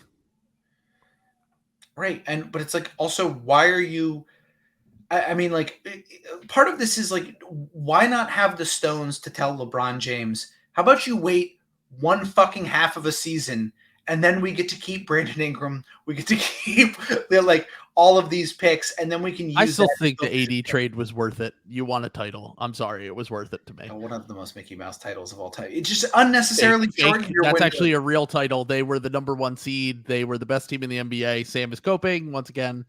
But here's the thing. Here's the thing. If AD plays 55 games, the Lakers are contenders. In 2020, he played 62. They won the finals. The next year he played 36. They were the 7 seed. The year after that he played 40. They missed the playoffs. The year after that he played 56, and they went back to the conference finals. The reality is that they are contenders as long as Anthony Davis is healthy. And I'm not saying that this makes up for some of the bad moves that he's made, but I think that you're kind of, what is the saying, missing the forest for the trees here. When it's like the big picture stuff is AD's health. It's not, all these moves that they made, other than the Russell Westbrook trade, which was an objectively terrible trade. But here's the other thing though too, is, you know, if we want to talk about how hard it is to have LeBron on your team and how he, you know, say that the Russell Westbrook thing was LeBron's brainchild, you also probably don't get Anthony Davis if LeBron James isn't on your team and the Rich Paul connection. That's definitely true. Yeah. 100%. So yes, they do get that built in, but it's the same thing as we talked about with the Nets. Like, do the Nets get credit for Kevin Durant and Kyrie Irving? No, they're in New York City, of course. They just had to be not the worst team in the league. The Lakers have even more cushion. The Heat have even more cushion where they can be actually the worst team in the league and stars won't care. The thing that is the difference with the Nets is that they had their Russell Westbrook trade, and then they had a second Russell Westbrook trade in the James Harden and Ben Simmons trade. Mm-hmm. And then as all of their guys went out, they are back to where they started. The Lakers, when LeBron James retires, are not going to be back where they started. They're not going to be back where they started, I think, for a very long time. I just don't think. All right, where would you put this? I think the absolute highest I can go is C tier, and I feel very strongly about D tier. But all right, I'll give you this one then. Okay. I get one later. Okay. I actually disagree with this. I think that they're C. Let's move them to C tier and let's see how it shakes out then. Okay. We'll see how it shakes out. I feel I don't know. If they didn't make the Westbrook move, it would be so much easier for me to argue they should be higher. But it's just. But that's like getting to the Wolves pick and being like, well, if they didn't make the Gobert trade, it's not as destructive as the Gobert trade. They just made it to the conference finals. It's pretty fucking close, man. I mean, the Wolves could have made it to the conference finals if they were on the other side of the bracket. Like, I don't know. They almost beat the Lakers in the play-in. Yeah. So, all right. So. The Chicago Bulls. Oof. We made the same sound. Hired in 2020, I believe. Karnisovas and Eversley. I mean, I can hear Kevin screaming for F tier. I really think it's just D tier, though. The DeMar move, despite the fact that DeMar caps your ceiling, DeMar's 2021 season alone and... Oh man, but like what other? I like their offseason this past offseason. So like I like the Torrey Craig signing and hired. When was just so to 2020, just before the draft. So they drafted Patrick Williams at 4, which is like fine, okay, whatever. Yeah, it's a little bad, but not like the end of the world bad. It's like you got a good role player with the 4th pick in the draft, and you were taking an upside swing. Like there are guys that were better that were drafted after him, but like you'd have to get down to like Tyrese Halliburton before I'm like, oh no, how did you pass on him? And he's like 8 picks later. Yeah. Okay. So then you have 2021 draft. I don't even think they had their pick. Did they? I don't. No, they traded it for fucking Vucevic, and it was Franz Wagner. Oh, that's pretty. I mean, that's like what did that pick end up being though? 9? 7th pick. Oh, that is pretty bad. It was the 7th or 8th pick. That is pretty bad. I didn't realize. And keep in mind they traded for Vooch when a week before Zach LaVine got COVID, because it was during the COVID season in 2021. So what did that final package end up being? Wendell Carter, Franz. Wendell Carter, Franz, and the pick that was Jet Howard. For Nikola Vucevic, who they just signed to a 3-year, $60 million deal. Dude, that's worse than the Westbrook move. That is not worse than the Westbrook move. Absolutely not. At least yes, Vooch, it is. No, yes, it is. What are you talking about? Vooch is an NBA player. He's like a bad starter. Westbrook actively destroyed their team. Franz Wagner is going to make all-star teams, and they had the pick that he was selected with. What was the? I mean, Wendell Carter's like a starting level center. I don't. Wendell Carter. Would you rather have Kuzma and KCP or Franz and Wendell Carter? Okay, let's. Wasn't there a first round pick in that too, or no? There was, and it turned out to be no one, if I remember correctly, in the Westbrook trade. Well, because it was in the possession of the Wizards. Well, they traded back. They selected Isaiah Todd because they traded. The pick actually was Isaiah Jackson, if I remember correctly. The Pacers took him, and the Wizards got Aaron Holiday and Isaiah Todd. Isaiah Todd, who they traded to the Suns. He's not an NBA player. He's terrible in the G League. The Wizards were so bad for so long, man. They were so bad. It was really bad. It was really. It was real bad. But they got it was Montrezl Harrell, KCP, Kuzma, and that first round pick, which honestly, great value, great trade. but then they fucking blew it. They turned around, they traded KCP for like Monte Morris. Yeah. And they have Kuzma. Kuzma's good, but that's about it. That is like pretty bad. But I mean, but the thing is, yeah, I mean, like Franz, I mean, yeah, fuck, that is a really bad trade though. Yeah. Because I was gonna make the argument like, look, the DeMar signing was like really good. Awesome. Yeah. And they signed Caruso. They did keep in mind they did have to give up a first round pick. And okay, you want to talk about what makes this the Vooch trade worse? They also took back Al-Farouq Amino's contract for some reason.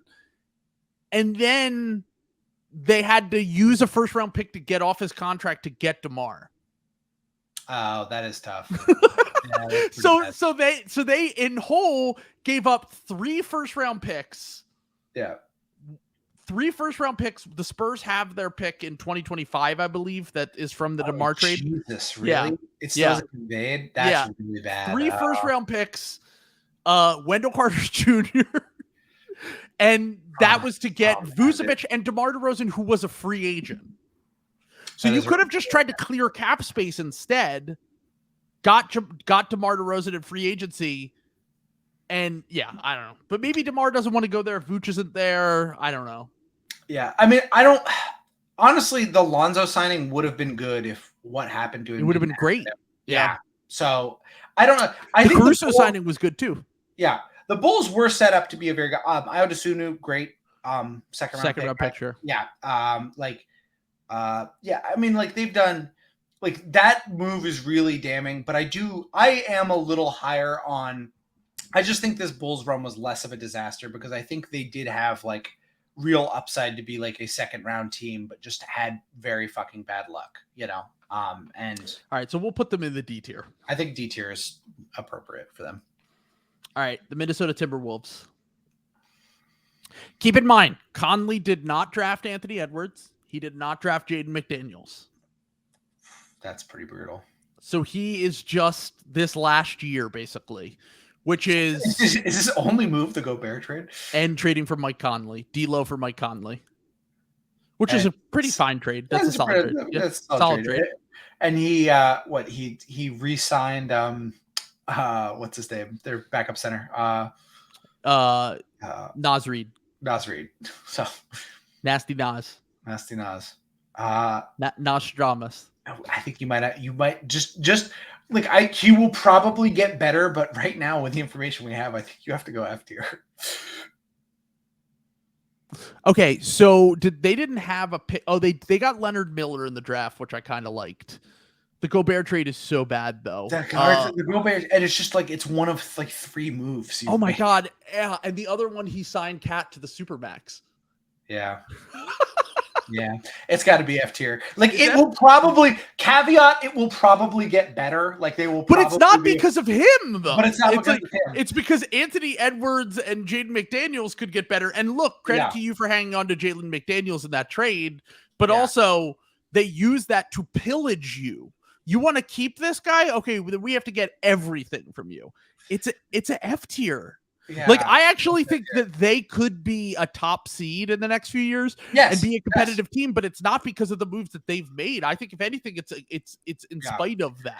And you know, maybe we're being too hard on Conley because it does seem like the Gobert trade might have been driven by like new ownership ownership and stuff. Like so, it's not totally fair, but I mean, like just based on the facts and what we're looking at and recent, like that's the worst trade of the last 10 years. You've got to go back to like Gerald Wallace for this expiring Gerald Wallace for the 6th pick in the draft that becomes Damian Lillard to like find a trade that bad again. Yeah, it's basically any of the old Bobby Marks era net. Yeah, really. Like, it's like, it really is like that bad. Oh man, tough. All right, Portland. Oh boy. Our God Emperor, our new God Emperor, Joe Cronin, holding strong, soldier. How long has he been on the job? 2020, I believe, was his first. He was hired in 2020, if I remember correctly. Was he? No, 2021. You're right. I was gonna say, I think it was because I think he hung on longer. The old guy, I forget his name. He was there forever. Neil O'Shea. Neil O'Shea was there like for fucking ever. All right, I have another screen share I want to look up. When when you look up Joe Cronin on Google, this is what shows up.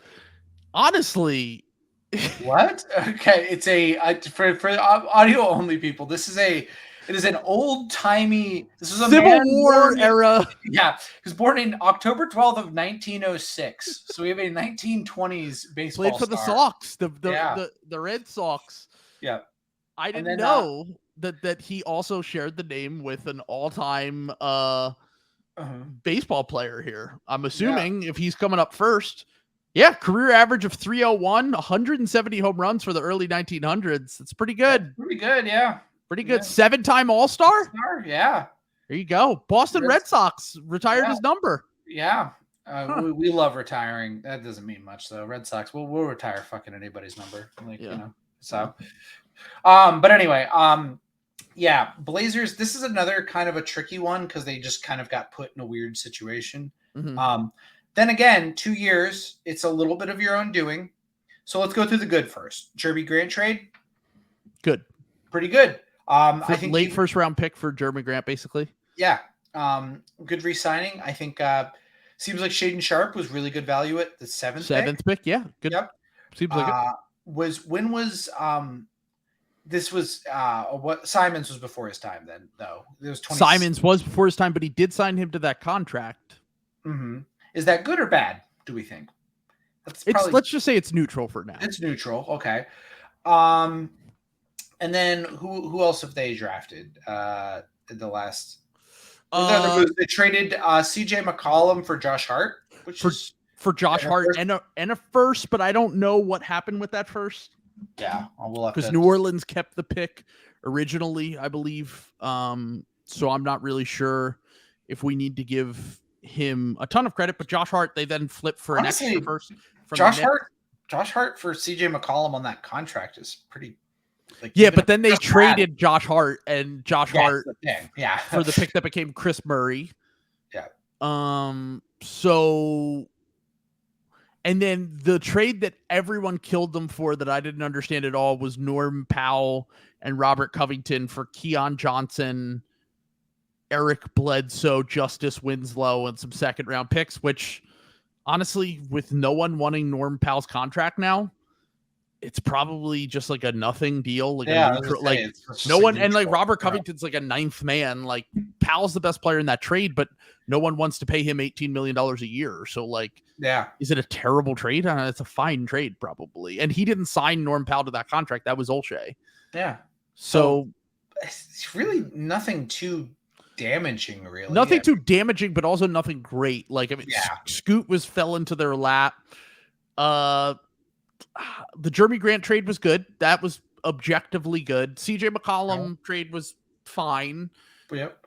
Yeah. Probably, I'm leaning. I think C, but yeah, if I were gonna put him somewhere else, I would think about B tier. But I think we're putting him in the C tier because we need to give him we need to give him a little bit of credit for not giving in to the demands of the Miami Heat.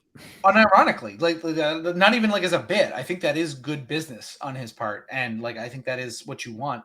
That makes me even the Jeremy Grant trade and him doing that. I'm I thought about B tier for a little bit, but I think C tier is probably more. C tier feels fine because they haven't done anything great, but they also haven't done anything terrible, and I can't give you credit for just taking Scoot Henderson, despite the fact that you got a little luck. That was a gimme pick. Yeah, that was just the freest thing ever. So. All right, the Denver Nuggets, where I've returned from the great land of Colorado. Beautiful state, super expensive. It's fucked up that Conley is our only F selection, and he fucking built most of this team. Most of the good picks are hit. You know what I'm saying? But Kev told me that there's some calculator rat that created a draft model that basically told them to draft everyone they drafted, and that was Conley's strong part. It said draft Jokic and draft Murray and draft these guys that they got, and that was, and I can't remember his name, Lane something, and so I don't even want to give Conley Vashro or some shit. I think that's Lane's name. Yeah. And I'm saying that's kind of it's not really like a feather in Conley's cap necessarily. He even admits I mean, he hired that guy though. Like, true. You get credit for the work your subordinates do. Sure. That's Danny Ainge, like Mike Zarin did a lot of Danny Ainge's heavy lifting too. Like, right. So over his time. So so what are we rating the new regime on? So it's the last year. So signing Bruce Brown, great pick. Great signing. Was it the KCP trade? I think was done under this regime. Trade, right? Yeah. I like their draft a lot this past year. They took some flyers on some guys I liked. Did they make the Christian Brown trade? Because that's they made the Christian Brown pick. Yeah, that's a pretty good pick. I think they've done a good job so far. I think, and they won the title, which is, again, what we were just saying was, I think you got to give them A tier, even though there's not a lot of, like... Yeah, there's not a huge sample of moves, but they haven't made a bad move, and they put the right pieces around Jokic and Murray to win the title. Remind me again, they're doing weird pick consolidation shit, and I can't remember what they were, like, they were doing a lot of, like... some of those trades I didn't really like. They look at the Thunder trades with them. They basically traded like far out first for some of these later first and early seconds that the Thunder have. Yeah. They took the flyers on guys that I liked, like Julian Strawther I liked in this draft. Oh, yeah, that's a really good pick for them. Jalen Pickett from Penn State. They also drafted who else did they draft? Oh, they drafted Hunter Tyson, who we didn't really understand this section, but he was apparently amazing at Summer League. So I don't know. I kind of think they know what they're doing at a minimum. Like, I kind of think that they have the right mindset around this, like with Jokic's last few years here.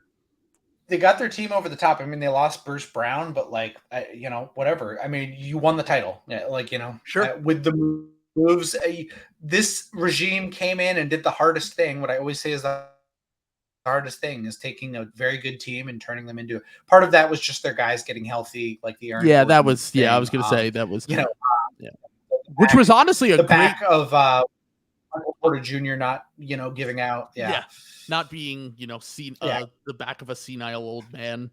But I do want to say that the one move I have to give Conley a lot of credit for, and it was a move I liked at the time, and it's aged even better, was the Aaron Gordon trade. Like, they traded the contract of Gary Harris and RJ Hampton and a future first for Aaron Gordon, who's turned out to be a home run for them. So that's one Tim Conley move. Yeah. That's one Tim Conley move I really got to give him credit for. I really like Jamal Murray in that draft. I probably, if I were the Celtics, I probably would have taken him instead of Jaylen Brown. But like that was not a free thing. They got but they made the Michael Porter Jr. risk when he was sliding in the draft. Drafting Jokic. That's what I'm saying. I mean, they did a lot. I mean, look, Conley did a lot of work. I know Kev wants to say that it was all just their draft battle. They did a lot of really things. Even Malik Beasley was good for like the 20th pick in the draft where he went. Like they definitely got some good picks for sure. So, all right. And I just want to say, Colorado, beautiful state, amazing place, but abolish the Nuggets and any city that is the Jazz too, because they're in the mountains as well. Yeah, it's just an unfair advantage, especially for my out of shape Philadelphia 76ers. Don't let him trick you. He's on the payroll. He has Kroenke money. I saw it. He showed it to me in a briefcase. It was like Pulp Fiction when oh God, I can't even remember his name. Vince Vega. Yeah, Vince Vega. The trash can. The thing. Are we good? Oh yeah, we're good. So we're on Kroenke money. This next one. I was leaving like Colorado like it was the end of Reservoir Dogs in the backseat of the Uber though. I was like, I can't breathe. Spots everywhere. I'm a mile up. I was 2 miles up when I was in Breckenridge. Jesus Christ. That's funny. They charge you for oxygen there, by the way. They sell it in cans, and I'm really looking forward to the future when like you said, you have to pay for your oxygen during the global climate crisis. I was just gonna say, look, I felt like a sap just now for paying $80 for Baldur's Gate 3, and I didn't even get a physical copy. And Trill paid a similar price for oxygen though. So who really got an oxygen bar, folks? And also I in addition to that, I also bought a can of oxygen oxygen for $14 at the grocery store, which was drinking canned oxygen.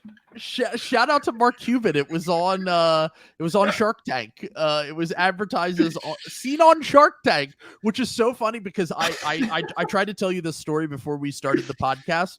But years ago, there's a comedian who's very famous now, at least online. His name is Tim Dillon. And when I worked in the comedy industry, I worked for the New York Comedy Festival at the time, and we booked Tim to do a tour of New York City. So he used to be, before he was a comedian, he did tour guide stuff. So for a few years, he was a tour guide. And so he did this tour of Central Park and the area around Central Park, but it was a comedy show. So he just riffed and like went on this tour as if he was doing a tour guide, but he called it like the real New York City tour guide. And it was extremely funny. And during the tour, he was like, oh, we were like going up like the richest streets in New York City. Like, this is where Jerry Seinfeld lived, and like every fucking billionaire off Central Park lived. And the joke that he made on there was, he's like, you guys like Uber and Lyft? He's like, these people that live in this neighborhood are trying to make the same thing, but for oxygen and water when the climate crisis happens. And I went to Colorado and saw them charging for that. And you made the joke about that. It reminded me of that, which is definitely the future that we're headed towards. And I'm looking forward to it. Yeah. Not to get all Zach Lowe on you. Yeah, but just, start mason jar canning your oxygen for our your kids if you've got any. So good time for it. Yeah, it's a good investment to stock up. So speaking of disasters perpetuated by people in places of leadership who are actually demons, the Oklahoma City Thunder. Yep. I can't even really make the AK. It's like, it's far and away the best front office in the NBA. Yeah. There's like really not an argument. Like, what would the argument be for them not being number one? Yeah, I got pretty owned. Yeah, I really didn't think he was going to play Shai Gilgeous-Alexander. Like the fact that they played Shai Gilgeous-Alexander and he was an MVP candidate, so I didn't get owned in that way. Shai, the Paul George trade. If we say that from a bad perspective, Minnesota for Rudy Gobert, we understand why the Clippers made that trade at the time. But from a good perspective, there hasn't been quite a trade like the SGA and 5 first-round picks for Paul George trade, which he has turned around and made some other seemingly very good selections at not quite the top of the draft. Chet was high. We don't really know what's going to happen with him, but Giddey was like the 6th pick. And Jalen Williams was like the 13th pick. Yeah. And Isaiah Joe they got for free. And every trade they make is just to take on salary for a potential future trade. They still have so many draft picks left. Yeah. They have really not missed on a pick outside of like some later first, which, okay, fine. You miss on later first sometimes. So let's just leave them in S. I really don't have an argument against you've got to killing it. You've got to like really hate the Lou Dort extension to like bump them down to A tier. And I've criticized them for that, but that's not really anything when you're a market like Oklahoma City. Yeah, it's nothing. They're just they crush every draft. Yeah. They're very good. They're very good, folks. So we're gonna go S tier for the Oklahoma City Thunder. The Grizzlies, A tier. Yeah, I mean, if you had asked me a year ago, I'd argue for C tier. But the Minnesota they traded for one of the most valuable players in the NBA and hoodwinked slow Brad Stevens and the stupid Boston Celtics, who will crater to 43 win team this season, while the Grizzlies will be hoisting the trophy. One of the chats I'm in, someone in there, she said they like 2 pills. It was like one of those, which pill would you take things? And it was like a red pill, like blue pill. Your team wins the title like 10 years in a row. And it's like the red pill. It's like your favorite player wins title and MVP. And it was like, would anyone take the red pill? And I said, like, kicking Marcus Smart Finals MVP for the Grizzlies under the bed. No, I would never do that. No, I could never. I could never pick against my favorite team like that just to, spite Brad Stevens in the front office. So let me make a case for at least for B tier for the Grizzlies. Because we are waiting it recently. They have not killed it in the draft recently. The last 2 really years, recently. Yeah. And the Zaire Williams pick was bad. Zaire Williams pick was bad. They let they've let some guys walk. Like I feel like their asset management hasn't been the best. Yeah, the Melton and Anderson thing were not great. The Pelicans, they have the same problem the Pelicans do, where it's like you kind of got to shit or get off the pot. And you know, if they had gone through this offseason without making a move, I think that would have been very bad for them. But they did make that move to kind of spare them that. But I mean, look, Ja Morant, even with what's going on with him, slam dunk, easy, one of the best number 2 picks I think ever. Yeah, who's a better number 2 pick in the history of the NBA? Kevin Durant. Kevin Durant. Yeah. Just off the top of my head, I'm sure there are a few other guys I could think of. But the Ja Morant thing, that was a 2-player draft too. I'm not giving them a ton of credit. They got lucky with that. But I will give them credit with some of the other picks they've made. Yeah, I mean Desmond Bane. That was not even their pick. They stole that pick from the stupid Boston Celtics and got a borderline all-star guy out of that. They've gotten a lot of later rotation players like Conchar and Santi Aldama, and they traded for Melton in the first place, which was a good trade. I thought Jaren Jackson Jr. was the second best player in that draft, but they did pick him 4th, and I think there were some other guys they could have taken. He was only the assistant general manager when that was the case. Oh, okay. Chris Wallace was the general manager, though. I think Kleinman made the pick. Yeah. John Hollinger was technically still there. He left later in that season, but I'm fairly certain Kleinman, because Kleinman was elevated to assistant general manager in 2018. And by the way, this was right around the time they started hiring Jackson Hoy and all the draft Twitter people. Yeah. And they ended up having they took Jaren Jackson there. I kind of think it was Chris Wallace was I remember him making a lot of really terrible moves. Yeah. And I think that he was there forever. Some influence. Yeah. Well, Chris Wallace, I think he was the Pau Gasol trade, wasn't he? He was. Yeah. He made some pretty moves in his career, if I remember correctly. Yeah. That Pau Gasol trade, the fact that the Marc Gasol thing saves that from being a Rudy Gobert level robbery. I will say though, throw-in. He was not a throw-in. That was the one thing that I've said this before, and Memphis Grizzlies fans have sent me information that proved that they actually were scouting Gasol, and because he was Pal's brother, and he was selected by the Lakers, and he only was a 2nd-round pick because he was completely out of shape and overweight, and got into shape that season, and they were had their eye on him, and they thought he was going to be a really good NBA player. So I will at least give them credit for that, but still, they still got somewhat lucky that he became as good as he did. Unbelievable Lakers propaganda from Trill. I'm not doing Lakers propaganda. West Coast. I'm telling you what Memphis Grizzlies fans have yelled at me when I said that was one of the worst trades of all time. Apparently, they sent me stuff from that time that they were interested in Marc Gasol. So.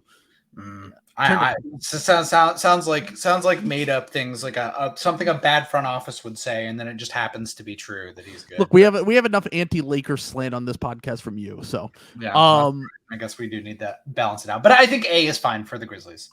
They've done a pretty good job. They've done good, and they've built a pretty good young team. So yeah. Yeah, I think that. Yeah, I'm gonna go with A there. I think that's a good way. This next one is very interesting. I knew you were. I'm gonna let you just do this one because. But I don't know now. I knew you were gonna change. I don't know. Will said the same thing. Will said that Sam, who's been shitting on the Mavs front office for 2 years, is gonna pivot because they traded for Grant Williams. Well, no, that's not what I said this at the time. I've said this on previous episodes. They've done they did way better than I thought possible. They've done the this offseason best they could this offseason. Yeah. Compared to. How long has Nico Harrison been in charge? He's been in charge for 2 years, I believe. So, boy, they don't even get credit for So that's Jalen Brunson walking.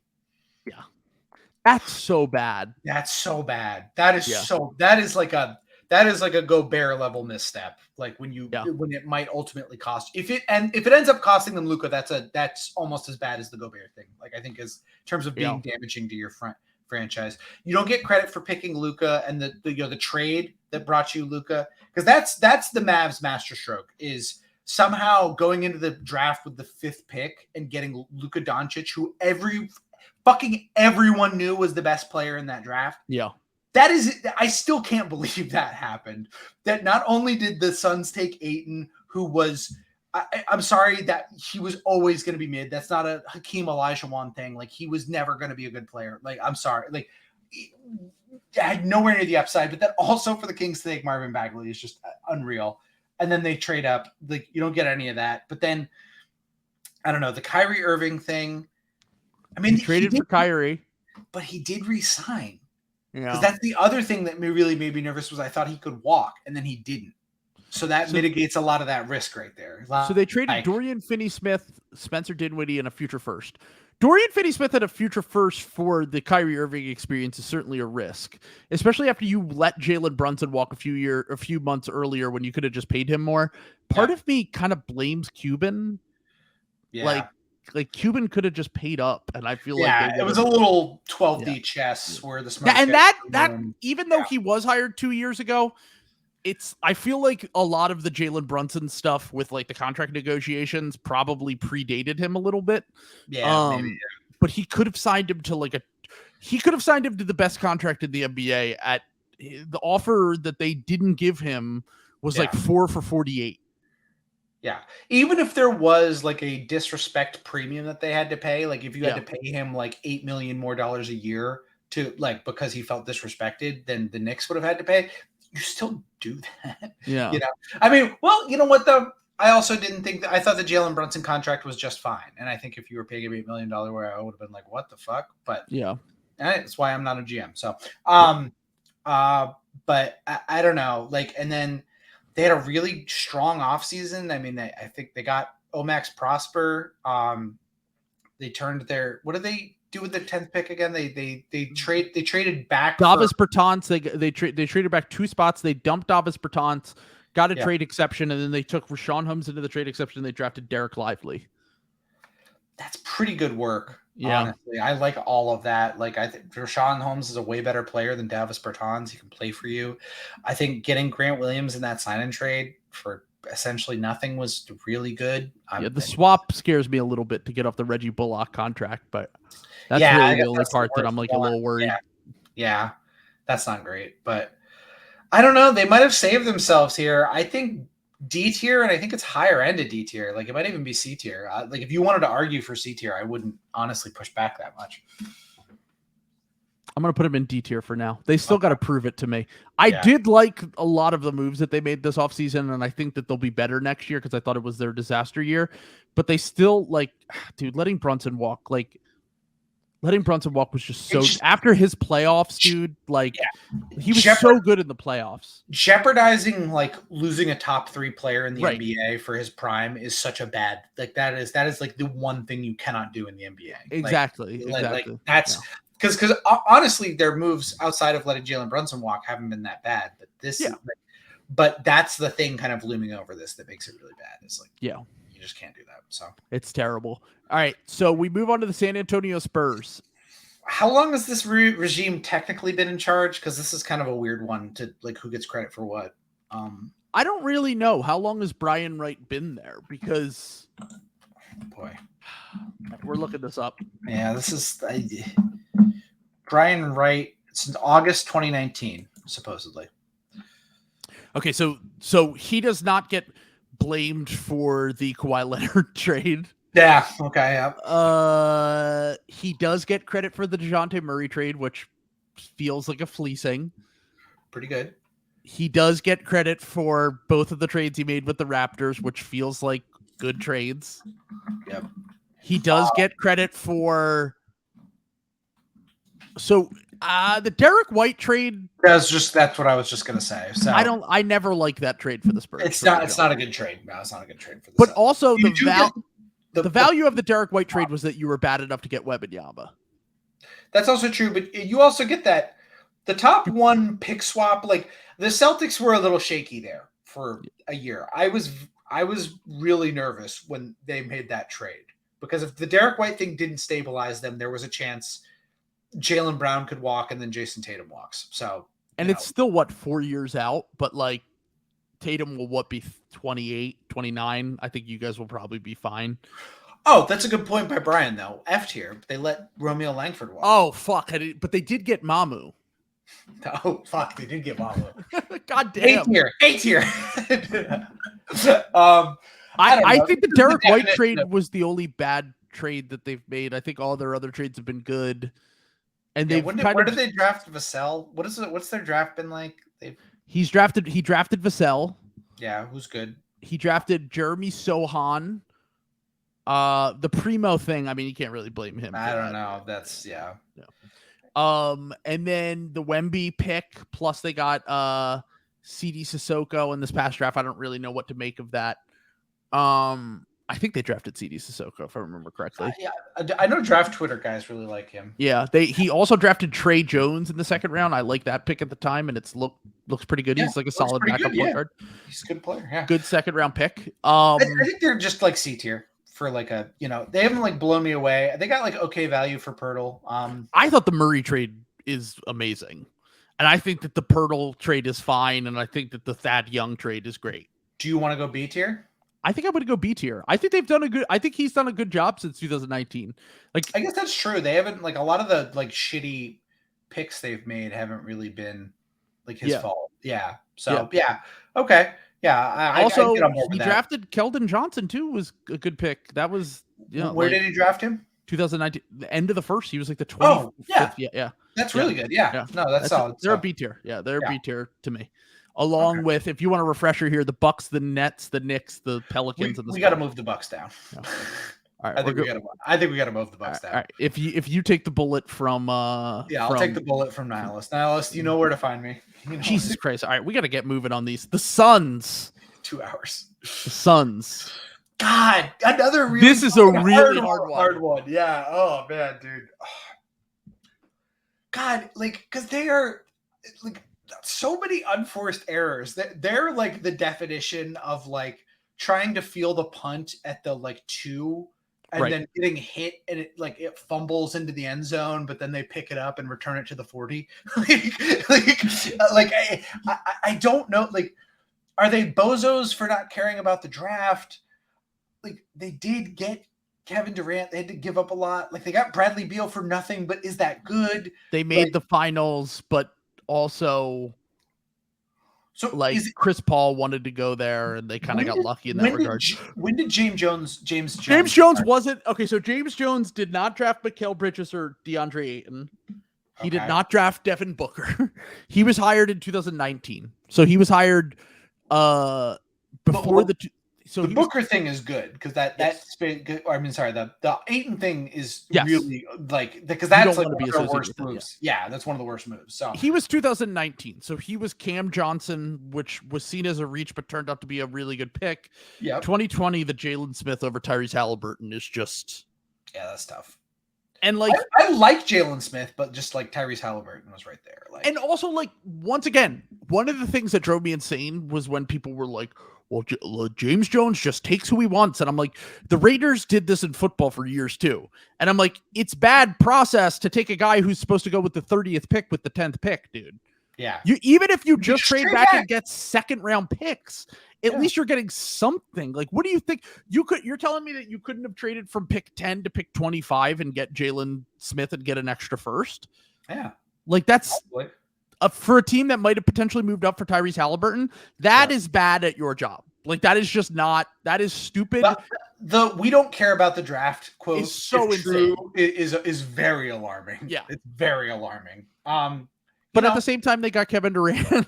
And they also turned into a finals team under James Jones, which again, if you're going to credit, yes.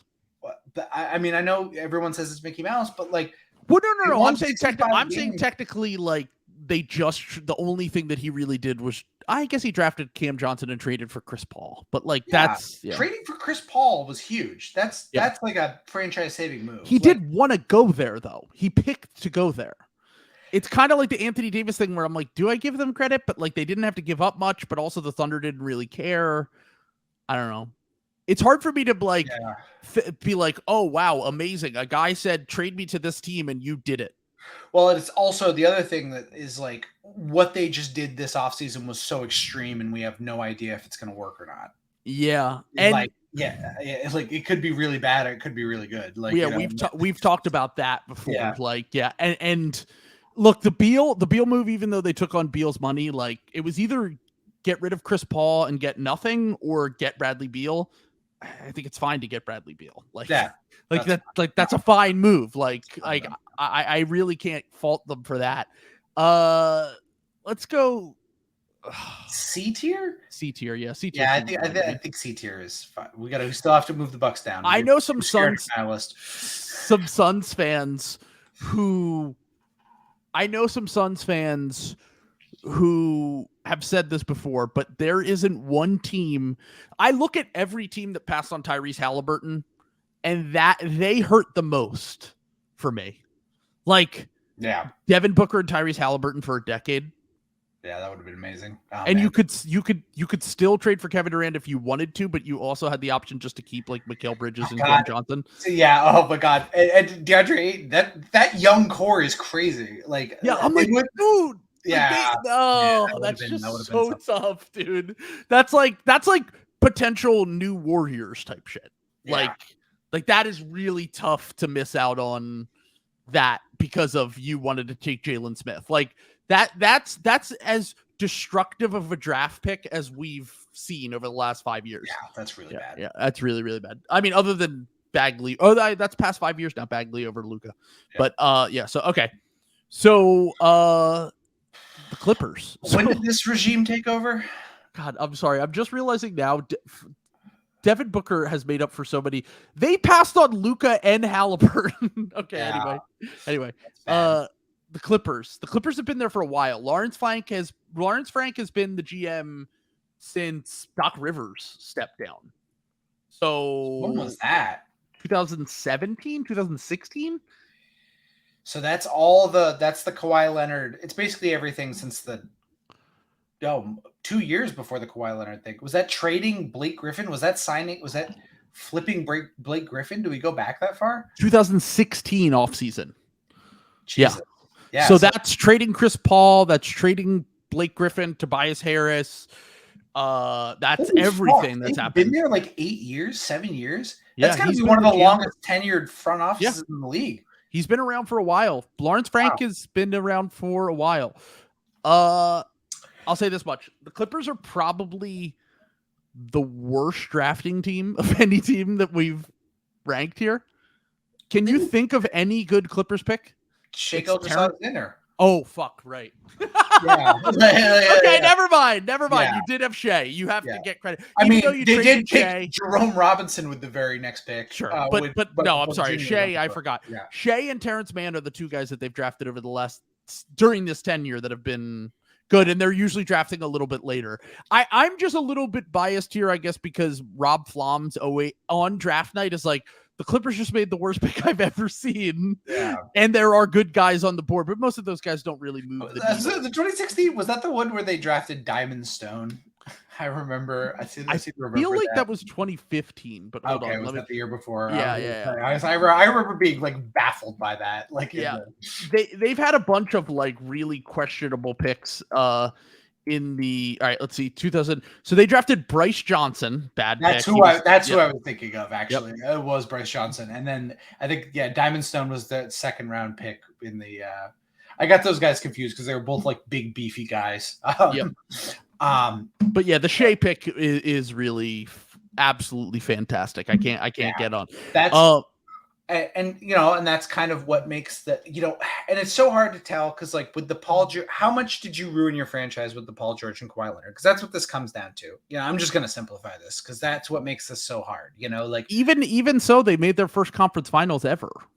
Yeah. And even if it was a little bit of a Mickey year, like we always talk about, they also did have the highest. They had a crazy payroll allowance, you know what I'm saying? Like, that makes things a lot easier. If we want to go by my virtue of like how would other GMs have done with their situation? Yeah. I think certainly there are different ways that this could have gone better. I mean, look, they got off Blake Griffin at the right time. That was they re-signed him and snaked him, quite frankly. But they did get off him at the right time. They got a pretty good return for Chris Paul. When the Tobias Harris trade was good value. They just included everything they got in the eventual Paul George trade. Yeah. So, the team they built hasn't won anything and probably won't win anything. They built a good team, though. But they built a good team, and they had a lot of upside, and I just can't. I think it's C tier.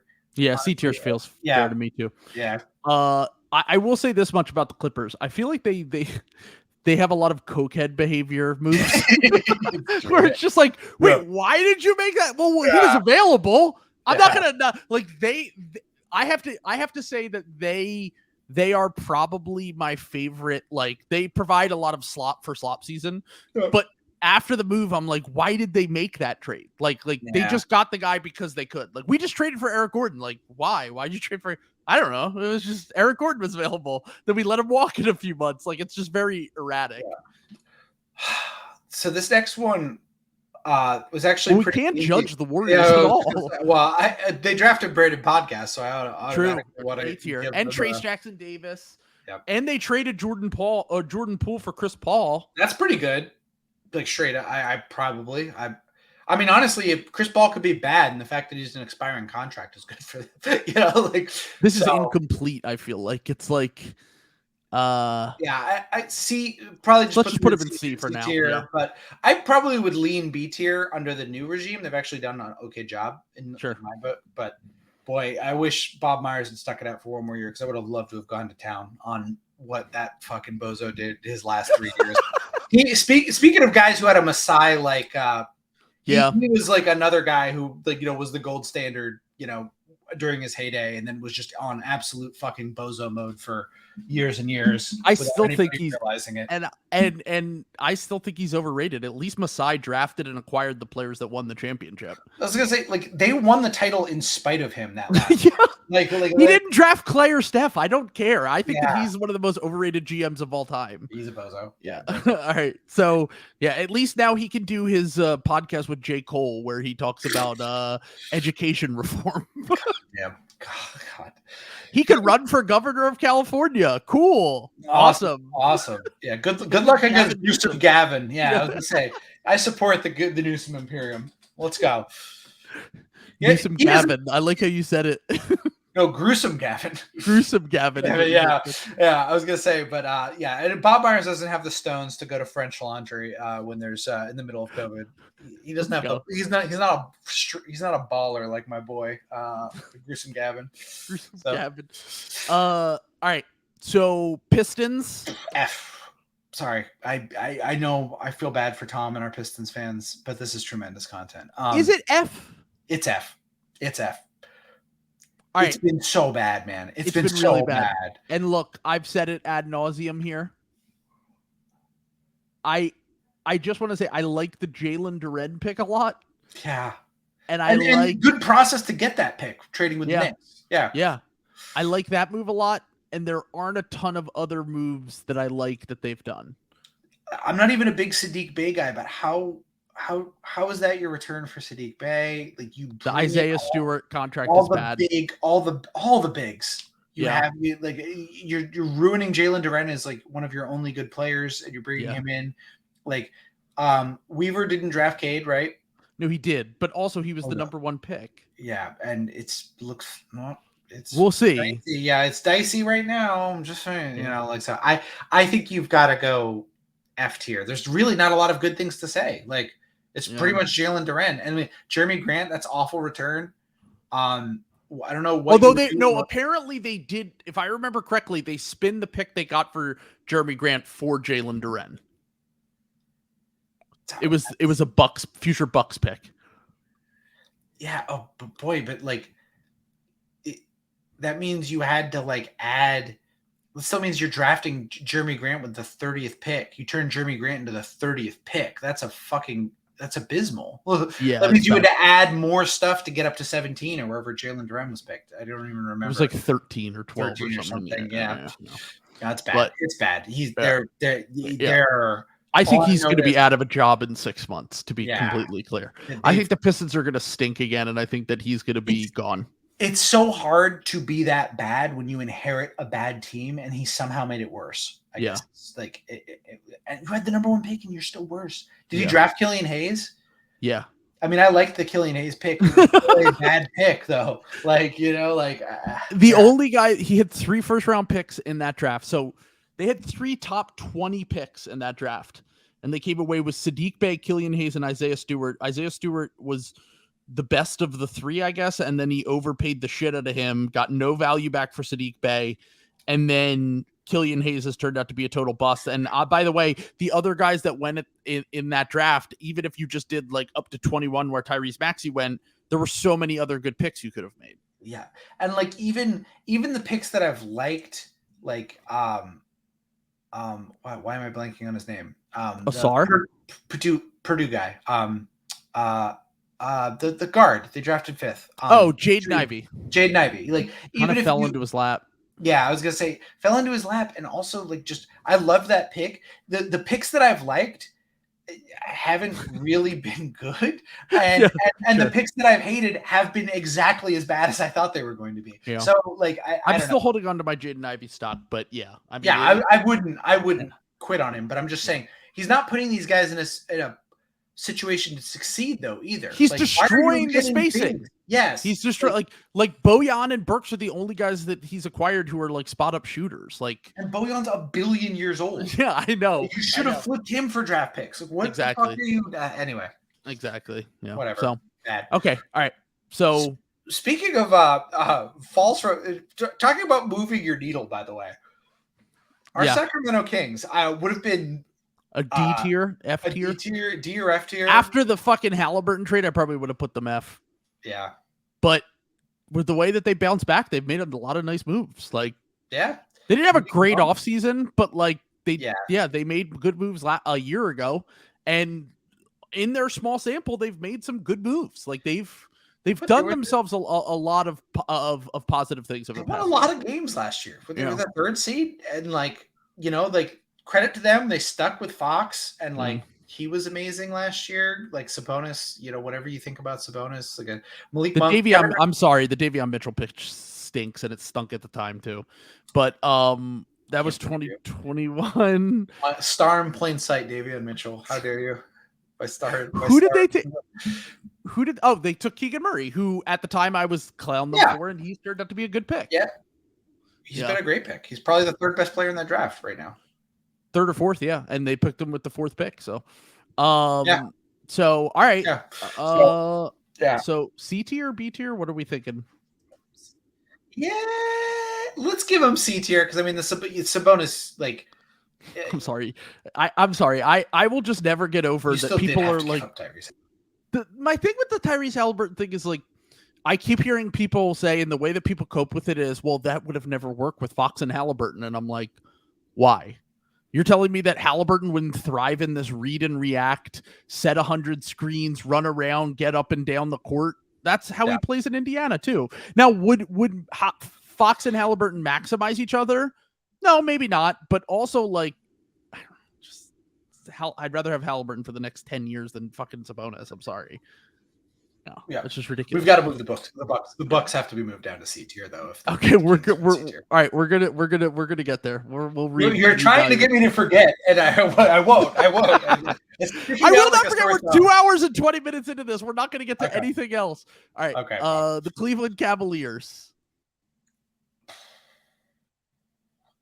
I don't know. They've done like pretty good. I mean, they've made like a young team. They're like they're B tier, probably, right? I mean, I don't because the Mitchell thing hasn't collapsed yet. Darius Garland's pick was their best move with the 4th. No, getting Jared Allen. Oh, that was a good move too. Yeah, I like that Jared Allen time, and the fucking turned out to be really good. Yeah. End of a first round pick, that's one pick. Really good move. Yeah, that was really good. Yeah. And look, I still like the Donovan Mitchell trade despite giving up a lot of value. Like, I still think it was a win-win trade.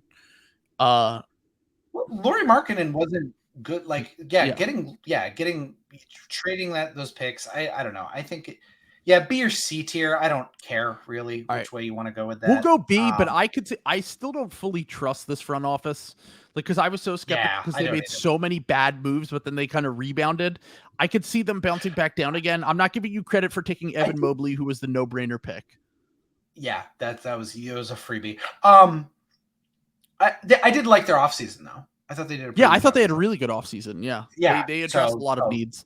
So I'll bump them up to B tier just based on that. I mean, maybe it could still fall apart, but yeah, whatever. Celtics. Oh boy. So Brad Stevens took over when our cheap ownership had to pay out the rest of his contract, and they were going to move him around. So he took over. That was 2021? 2 years ago. Yep, 2 years ago. Yep. So the year after they got their teeth kicked in by the things. Hired Ime Udoka. Great hire at the time. I don't know how much you want to credit Brad for what happened there, but I think you got to give him credit for hiring a good coach, regardless of what happened there. Yeah. Does that make sense? Yeah. Yeah. Yeah. So that was a good move. Kept and empowered, made the Derek White trade, which I think now is awesome. Probably pretty much a home run. Yeah. Pretty much a home run. Al Horford trade is very good. Yeah. Al Horford trade was amazing. Really amazing. That was the Kemba Walker was a fucking albatross contract. Like, and you only gave up like one first round pick. So got waived twice after that. Yeah. So, and he still had like 3 years left on his deal. I think at that point, like that was amazing. 2 years. Yeah. Was it 2 years? I thought it was 3. I think it was 2. Two. He played for the Celtics for 2 years. He signed a 4-year deal. Oh yeah, you're right. Okay. And then, the Malcolm Brogdon trade, I hate Brogdon. Good I hate value. watching him play basketball, but it's good value for Daniel Tice and Aaron Nesmith, who's like not a good player. And then that and then you have the Porzingis trade. I don't know. Fans of the show will know my thoughts on that trade. I think you kind of have to give him an A, dude. No, I don't know. Yes. I think they've won basically every trade they've been in, and the only trade that you hate is the one that we in theory could still be a win.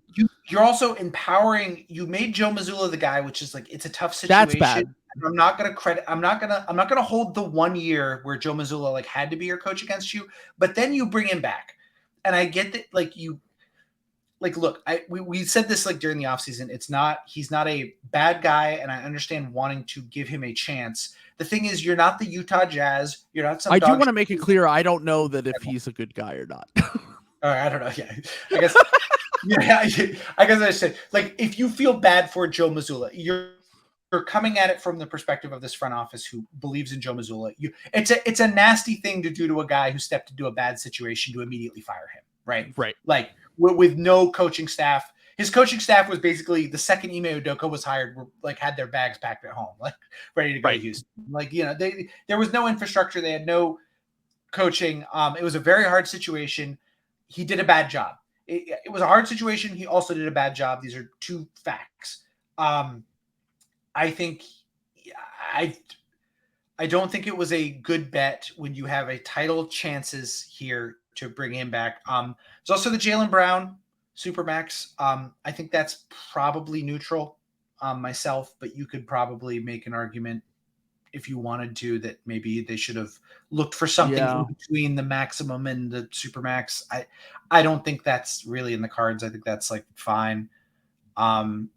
Making the Eastern Conference Finals is a bad job, Brian, when you've made the Eastern Conference Finals the year before. 7 years.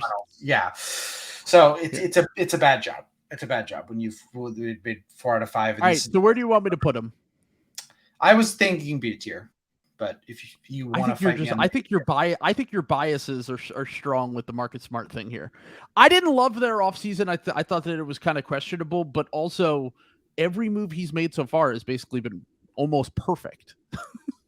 The Derek White trade was really good. And the Derek White trade was really good. The Al Horford trade was really good. Malcolm Brogdon was good value. Like, even if you hate their trades, the value are good. Like the value that you are getting out of these trades, the Porzingis and 2 firsts for Marcus Smart on its face is good value, but that's the injury thing and everything else that comes with Porzingis that is the other. I won't argue. I really think we lost something that is not going to show up until next. I don't know. We'll see. We'll see. Okay. I can see someone in exchange for putting the Celtics A tier. I'm going to move the Bucks down to C tier for you. Thank you.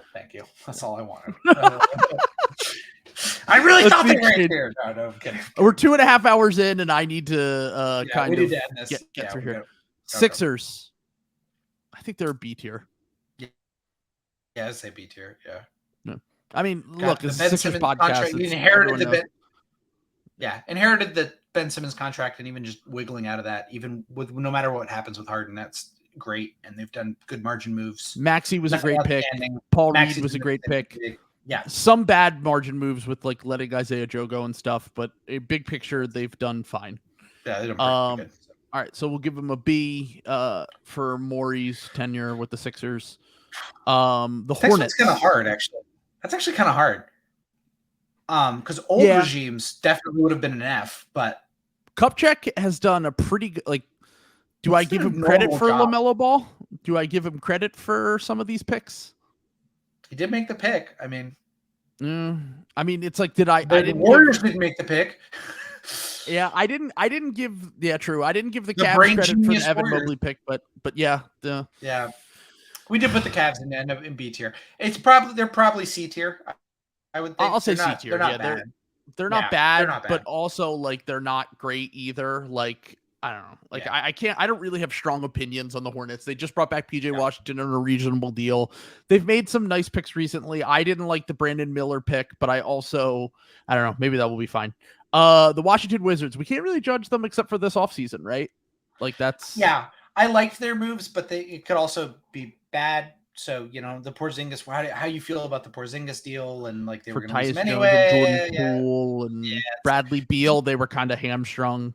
I think this is just C tier until we have more information, to be honest. Like, I think that's pretty fair. Yeah. C. So we should change that to C or incomplete. Yeah. The Magic, by the way, hired a new general manager, but it was after they made their moves this offseason. So I kind of think that you just have to judge their last front office, which was John Hammond. So 2017 to present, which Franz move was great. The Vucevic trade was a fucking grand slam. Mm-hmm. The Aaron Gordon trade wasn't great for them, to be honest. I actually think that's probably the worst move that he made recently. Yeah.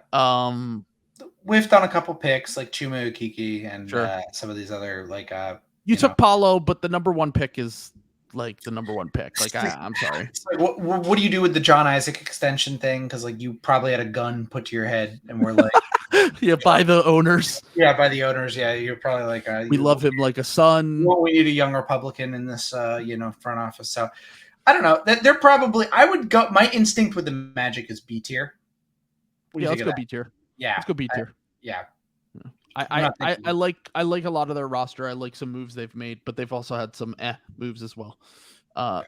So okay, the Miami Heat, the longest tenured front office in the NBA. Yeah, Pat Riley. Yeah, he's been there for 20 years. Yeah. I was gonna say this goes all the way back to the Dwayne Wade Heat. They're probably A tier, even with their bad fucking stretch there in the 2014s. I know. Yeah, it's a bummer, but like they probably are like really good margin moves. Getting Jimmy Butler for fucking Josh Richardson and whatever else, the Bam pick, outstanding. Tyler Hero, technically a good pick, even if he's not my cup of tea. Like, there's just a lot of, they've done a lot of. Duncan Robinson contract was bad, and like, there's some stuff that's like not good there. But given their longevity, that they've won 3 titles while Pat Riley's been there. They've been in the finals 2 more times. I just don't want to give them credit for anything, but yes, this is true. They also undrafted. They always get everyone too. Yeah, I mean, and you could also make the argument I made for like the Lakers and all the other teams. They're one of the other only markets where they actually matter. But sure, that's what it is. Okay, so We'll put them A tier. I mean, look, Brian, if you want to argue that someone else should be in the S tier, I'm all ears here.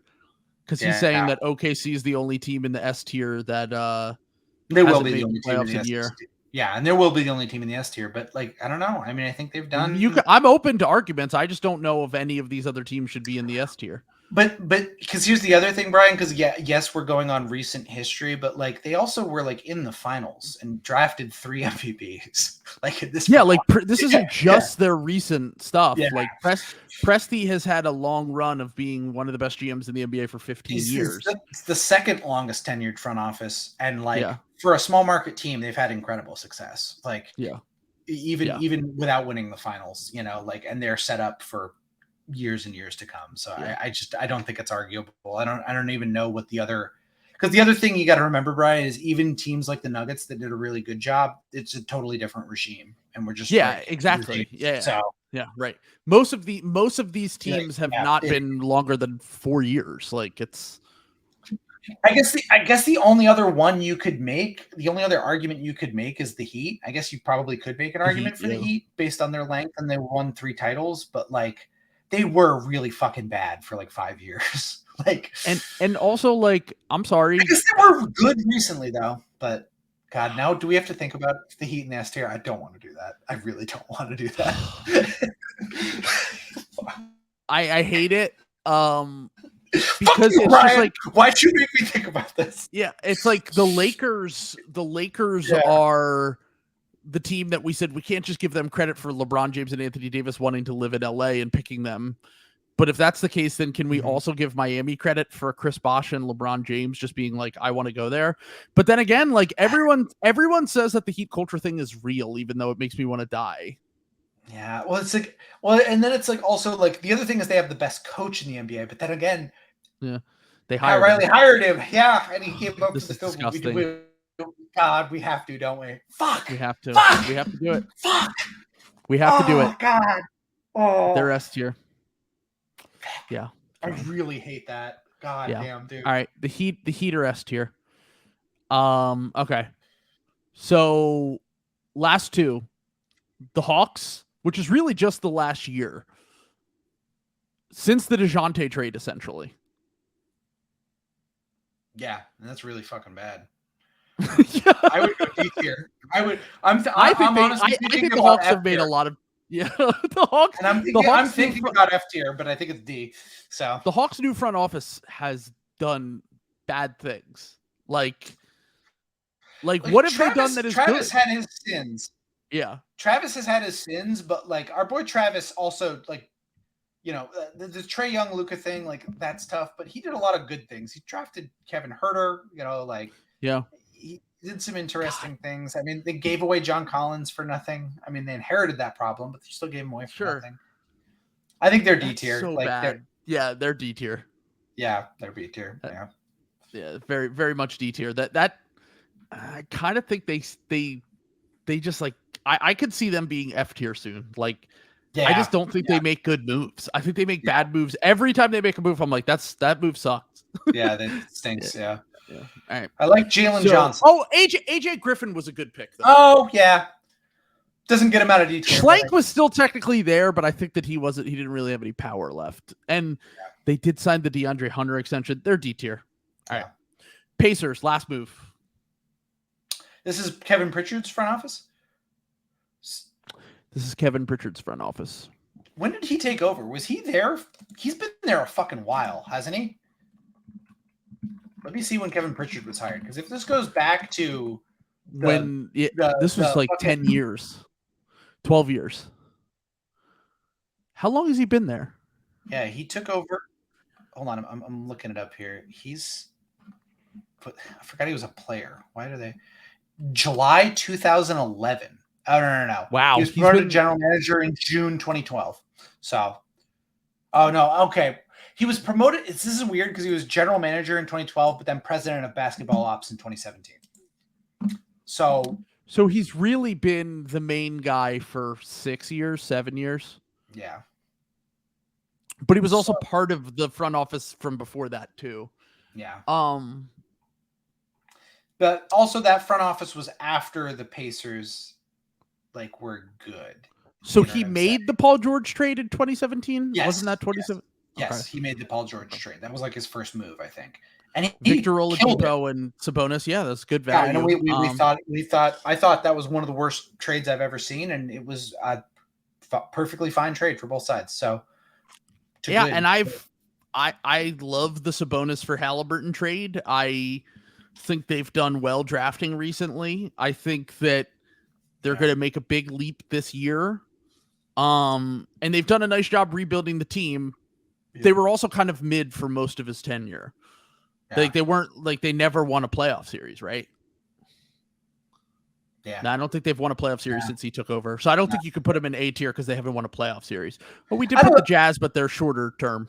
Yeah. I was gonna say they're shorter term for sure. And I mean they've done a pretty good job. Halliburton trade was good. Yeah, like we said, they've had some whiffs. I think he drafted TJ Leaf, for example, and like 2017. Yeah, that's a bad pick. But I think was Miles Turner on his? No, that was 2015. That was 2015. Well, if he was the general manager, then yes, he was involved in that.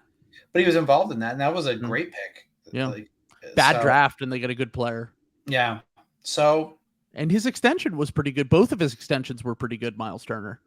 Yeah, he's always been on a good value contract. Rick Carlisle's like a fine coach. Like they've been kind of putzing around. Like it did take them a while, but like I don't know. B tier? Yeah. Do you want to go B tier? B or C tier? I don't know which. Most teams are in the B or C tier, to be fair. Yeah, so I think B's fine. I'll give them the bump for the Hallie trade, and I like the Jarris Walker. Benedict Mathurin was good as a rookie. Nembhard was a good pick last year. I think they've done better recently. Yeah. So, all right, we're reading off our final list here, and we'll see if we have any changes. The Thunder and the Heat are the S tier. The Jazz, the Nuggets, the Grizzlies, and the Celtics are the A tier. The Nets, the Knicks, the Pelicans, the Spurs, the Cavs, the Sixers, the Magic, and the Pacers are the B tier. The C tier is the Raptors, Lakers, Suns, Blazers, Clippers, Warriors, Kings, Bucks, Wizards, Hornets. The D tier is the Rockets, Bulls, Mavericks, Hawks. And then the F tier is the Timberwolves and the Pistons. It's so terrible because I think that some of these front offices have a chance to rebound, but the Pistons and the Wolves just being in the F tier feels right to me. Yeah, I was gonna say that feels right to me. Everything when you consider history, it just feels right. But yeah. I hate that we ended up with Miami in the S tier. That's what evil things happen when we have a 2.5 hour long podcast. It's almost 2 hours, and this is going to be our longest podcast ever, by the way. That wasn't a stream. We're bumping Ben Simmons. Sorry, Ben. Sorry, Ben. We were going to talk about Ben and his return to the Sixers. That is coming, obviously, based on his recent comments. But this is it. Any last changes you want to make here? Brian is advocating for Celtics S tier, but I mean, the Brad Stevens regime is not. If it was Danny Ainge's regime, I think you could talk me into it. But this is the Brad Stevens regime, and I just don't think they haven't made a lot of. The only argument you can make for them being S tier is look at the roster when he inherited it and look at the roster now. Yeah, I mean, that's fair. I think a lot of the mistakes were this last offseason, which I guess you can't really judge yet, I think he did a really good job the 2 years that we know about. But we'll see. Yeah. Mike Zarin regime is what Brian says. I was going to say, I have argued that Mike Zarin is the shadow master. And I think he is. I would be very sad if we ever lost Mike Zarin. But and Elton Brand has been low-key running the Sixers for the past year. Yeah. So let's go. Yeah. All right. All right. Bye, everyone. Take care. It's been 2 hours and 40 minutes. We should probably go. Yeah. It's Friday night, man. Let's go. Let's go.